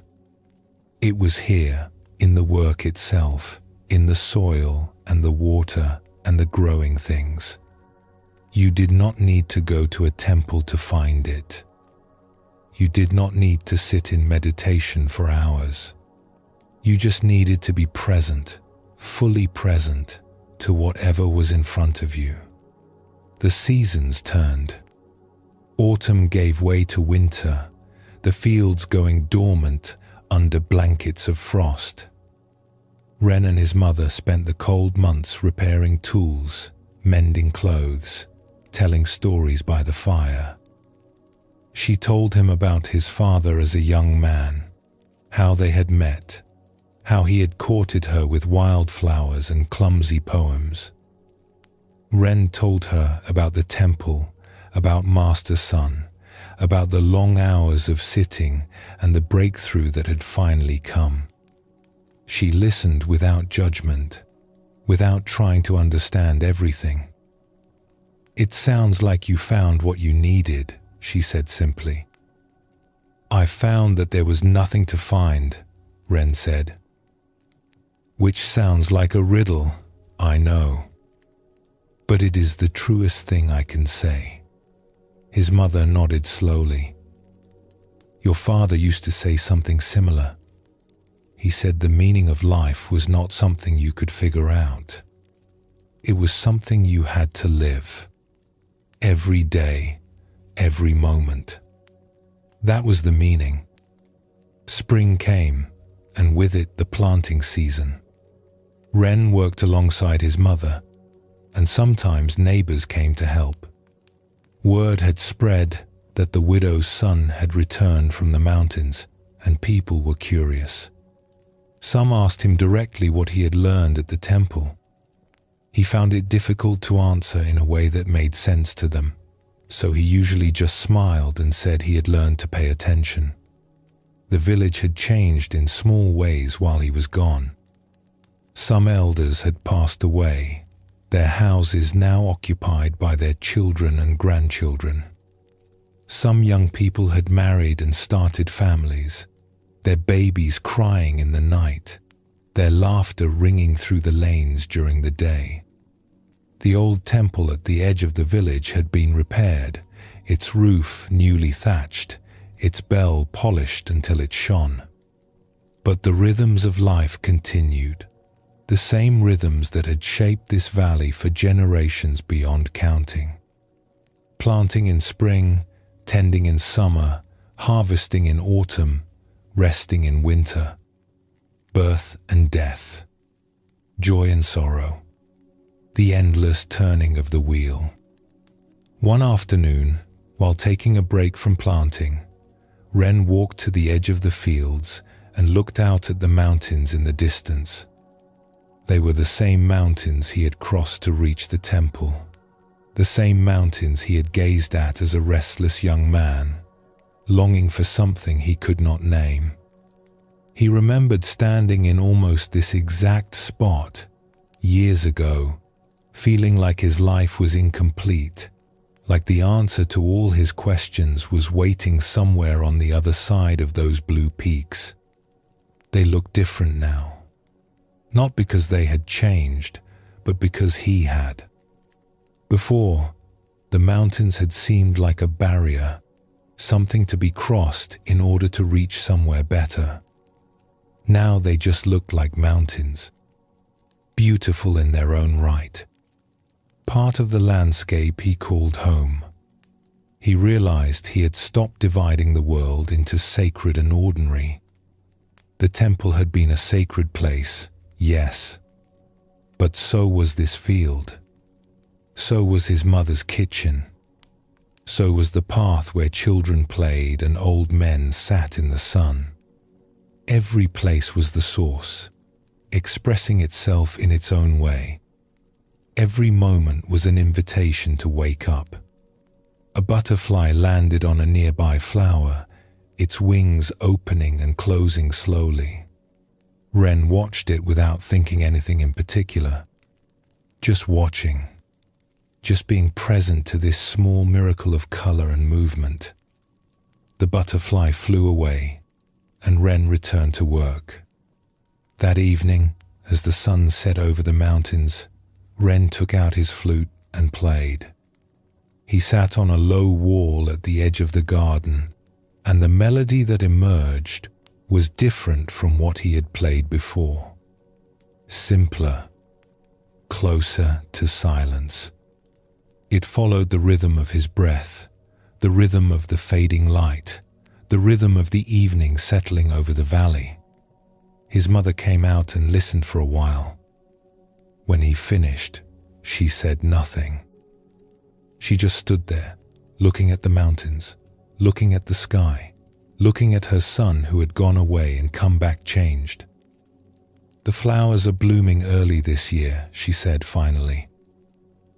"Yes," Ren said. "They are beautiful. Your father planted those. The ones by the fence. He said they would come back every spring, long after he was gone." Ren looked at the flowers, red and orange in the fading light. His father's hands had planted them. His father's love had tended them. And here they were, still blooming, still offering their beauty to anyone who cared to notice. "Thank you," Ren said quietly. He was not sure if he was thanking his mother, or his father, or the flowers themselves, or something larger that included all of them. His mother touched his shoulder gently. "Come inside," she said. "Dinner is almost ready." They walked into the house together, leaving the flowers to bloom in the darkness, leaving the mountains to stand in their ancient silence, leaving the source to continue its endless unfolding without any need for witnesses. The ninth stage teaches us that there is nowhere to arrive because we have never left. The source we sought through all our searching and struggling was here from the very beginning. It was here before we started the path, and it is here now that the path has dissolved. It was never hidden. We were simply looking in the wrong direction, searching in distant mountains for what was growing in our own garden. The Buddha taught that nirvana is not somewhere else. It is not a place we go after we die, not a state we achieve after years of practice, not a reward waiting for us at the end of a long and difficult journey. Nirvana is here and now, in the midst of ordinary life, available to anyone who has eyes to see it. The difference between samsara, the world of suffering, and nirvana, the world of peace, is not a difference of place or time. It is a difference of seeing. When we see clearly, this very world is nirvana. When we see through the lens of craving and aversion, this very world is samsara. Nothing changes except our perception. The flowers are the same flowers. The river is the same river. Only the eyes that see them have been transformed. This is a difficult teaching, and it can be easily misunderstood. It does not mean that suffering is not real, or that we should not try to help those who are in pain. It means that the source of peace is not somewhere else, waiting to be found. It is here, in this breath, in this step, in this ordinary moment of being alive. The Zen master Layman Pang, after years of practice, said that his supernatural power and marvelous activity was simply drawing water and carrying firewood. This was not false modesty. It was the deepest truth. When we are awake, the most ordinary activities are miraculous. Drawing water, we draw the whole universe. Carrying firewood, we carry the source itself. In this stage, we stop looking for special experiences. We stop waiting for enlightenment to arrive.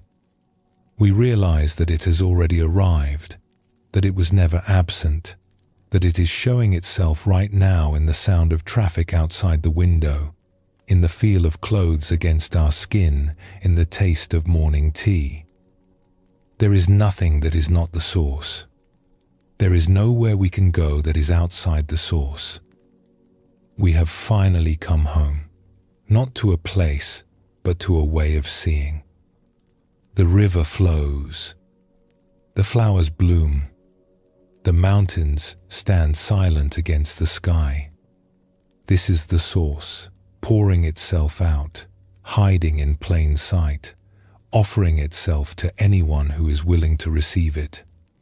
Rest here for a moment. Look around you at whatever is present. The walls of your room, the light through the window, the sounds in the distance. All of it is the source. All of it is sacred. All of it is home. Pause for a moment before we take the final step together.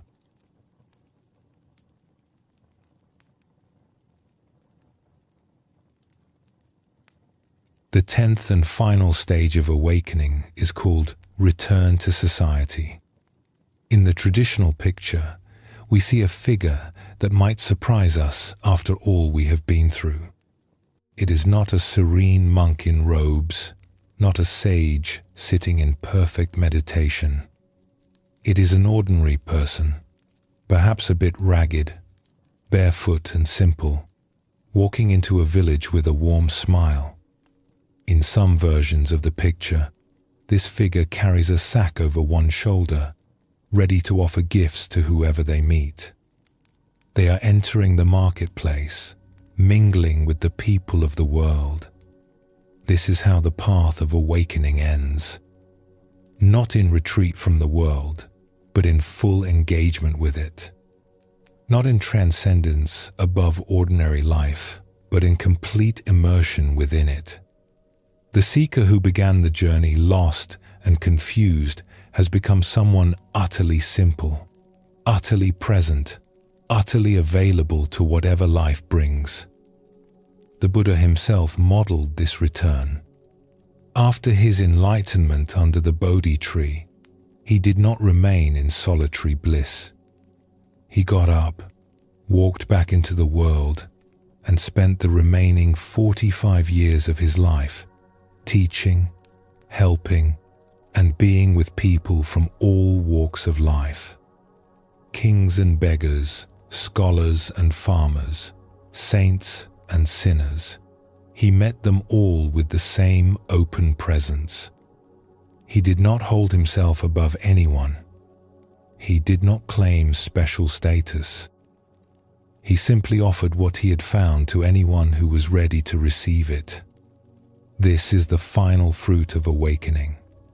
A life lived in service, not from obligation or duty, but from the natural overflow of compassion that arises when the self has become transparent. When we no longer defend and protect a separate self, we naturally turn toward others. Their suffering becomes our concern. Their joy becomes our joy. The boundaries that once divided us from the world have dissolved, and what remains is love, simple and unconditional, flowing wherever it is needed. Zen tradition speaks of this stage through the image of Hote, the laughing Buddha. Hote was not a monk in a monastery. He was a wanderer, a bit eccentric, who roamed from village to village with his sack of gifts, playing with children, laughing with shopkeepers, bringing joy wherever he went. He did not preach or teach in any formal way. His very presence was the teaching. His laughter was the Dharma. People felt lighter just being around him, without knowing why. This is what it means to return to society. We do not return as teachers or gurus, claiming authority and gathering followers.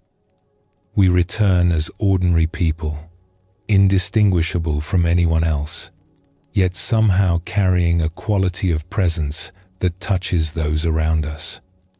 The Zen master's robe becomes work clothes. The meditation hall becomes the kitchen, the marketplace, the street corner. Every encounter becomes an opportunity to offer the gift of attention, of kindness, of being fully present. The Buddha said that an awakened person moves through the world like a lotus flower, which grows in muddy water but remains unstained. This does not mean avoiding the mud.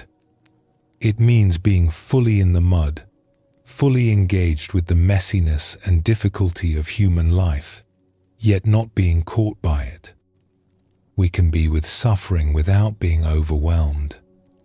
We can face conflict without losing our peace. We can encounter hatred and respond with compassion, not because we are trying to be spiritual, but because compassion has become our natural response. There is a teaching in Zen about the difference between a person on the path and a person who has completed it. The person on the path is still working on themselves, still trying to improve, still efforting towards some goal. The person who has completed the path has nothing left to work on. They are simply themselves, fully and completely, without pretense or agenda. They have become, as the Buddha said, like little children. This comparison to children appears in many wisdom traditions.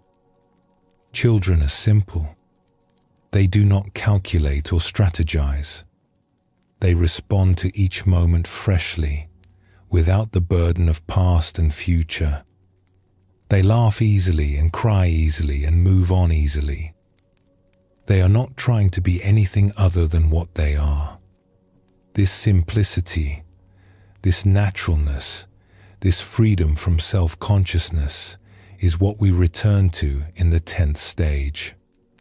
Not a childishness that avoids responsibility, but a childlikeness that meets life with wonder and openness. Years passed. Ren's mother grew older, and eventually, peacefully, she died. He buried her beside his father in the small cemetery at the edge of the village where generations of his family rested.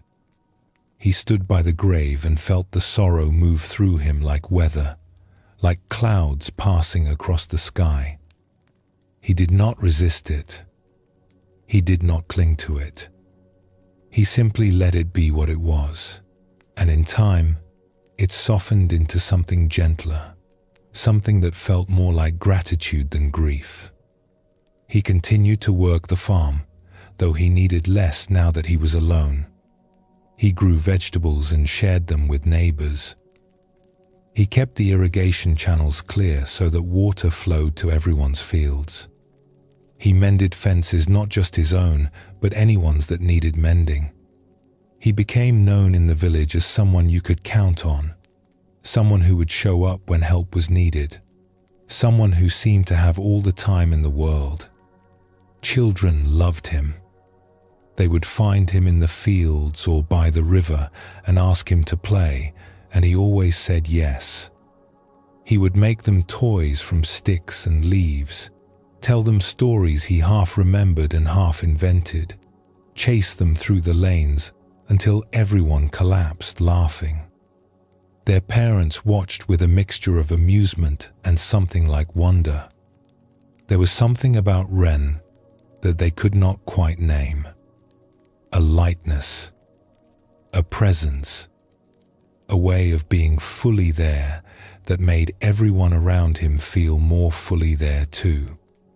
Sometimes travelers would pass through the village, and some of them would seek Ren out. Word had spread, somehow, that there was a man here who had studied at a mountain temple, who had found something worth finding. They would ask him questions about enlightenment, about the meaning of life, about how to find peace. Ren would listen to their questions carefully. Then, more often than not, he would offer them tea. Or he would ask about their journey, where they had come from, what they had seen along the way. Or he would simply sit with them in silence, watching the clouds drift across the sky. But what is the secret? They would sometimes press. What did you learn in the mountains? Ren would smile at this. I learned that there is no secret, he would say. I learned that everything you are looking for is already here. I learned that the most ordinary things are the most sacred, and that the meaning of life is to live it. This answer usually disappointed them. They wanted something more dramatic, more mysterious. They wanted techniques and practices and stages of attainment. They wanted to know that they were special, that their seeking made them different from ordinary people. They wanted the secret handshake that would admit them into the club of the enlightened. But some of them heard something in Ren's simple words, something that resonated deeper than philosophy, deeper than words themselves. They would look at him, at the way he sat so easily, at the peace in his eyes, at the way he seemed to have nowhere else to be and nothing else to do, and something would shift in them. Not a big shift, just a small opening, a crack in the shell of their seeking. And that was enough. That was the seed. That was the gift Ren had to offer, the same gift Master Soen had offered him, the same gift the old woman by the stream had offered him, the same gift that has been passed down through countless generations of ordinary people who found the extraordinary hiding in the ordinary. One evening, a young man came to see him. The young man reminded Ren of himself, long ago. The same restlessness in his eyes, the same hunger for something he could not name. I want to find what you found, the young man said. Will you teach me? Ren looked at him for a long moment.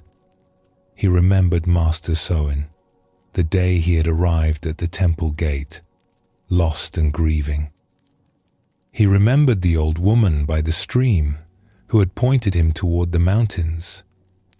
He remembered all the teachers and all the teachings, all the struggles and all the surrenders. "I cannot teach you anything," Ren said finally, "but I can sit with you. I can walk with you. I can point at the moon, though you will have to see it for yourself." The young man nodded eagerly. "Where do I start?" Ren smiled and picked up a broom that was leaning against the wall. "The courtyard needs sweeping," he said. "Start there."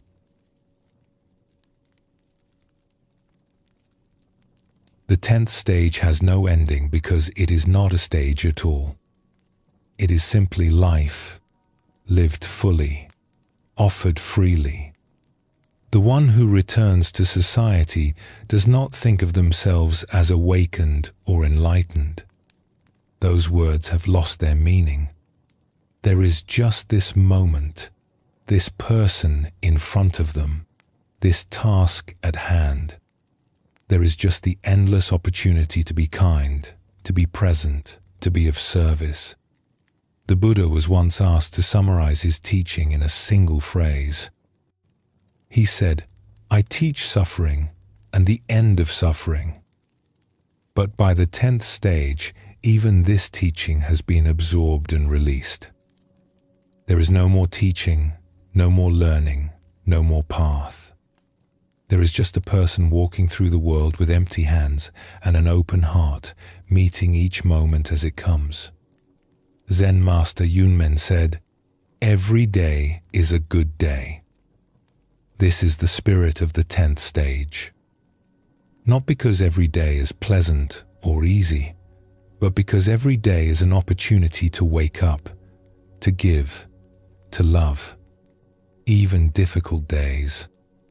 Even days of loss and pain. Every day is a good day because every day is life offering itself to us, and we are finally simple enough to receive it. The journey that began with confusion and longing ends with simplicity and peace. The seeker who searched so desperately for the ox discovers that they have become the ox, or rather, that they were always the ox, that there was never any separation. And now, having nothing left to seek, they are free to give, free to serve, free to walk into the marketplace with a smile and a sack of gifts, bringing joy to everyone they meet. This is the completion of the path. Not an ending, but a beginning. Not an achievement, but a release. The 10 stages of awakening lead us back to where we started, to ordinary life, to this moment, to here and now. And we discover that here and now is the most extraordinary place in the universe. It always was. We just needed to take the long journey to find out. The path is complete, and the path continues. Every step you take is the path. Every breath you breathe is the teaching. Every person you meet is the Buddha, waiting to be recognized.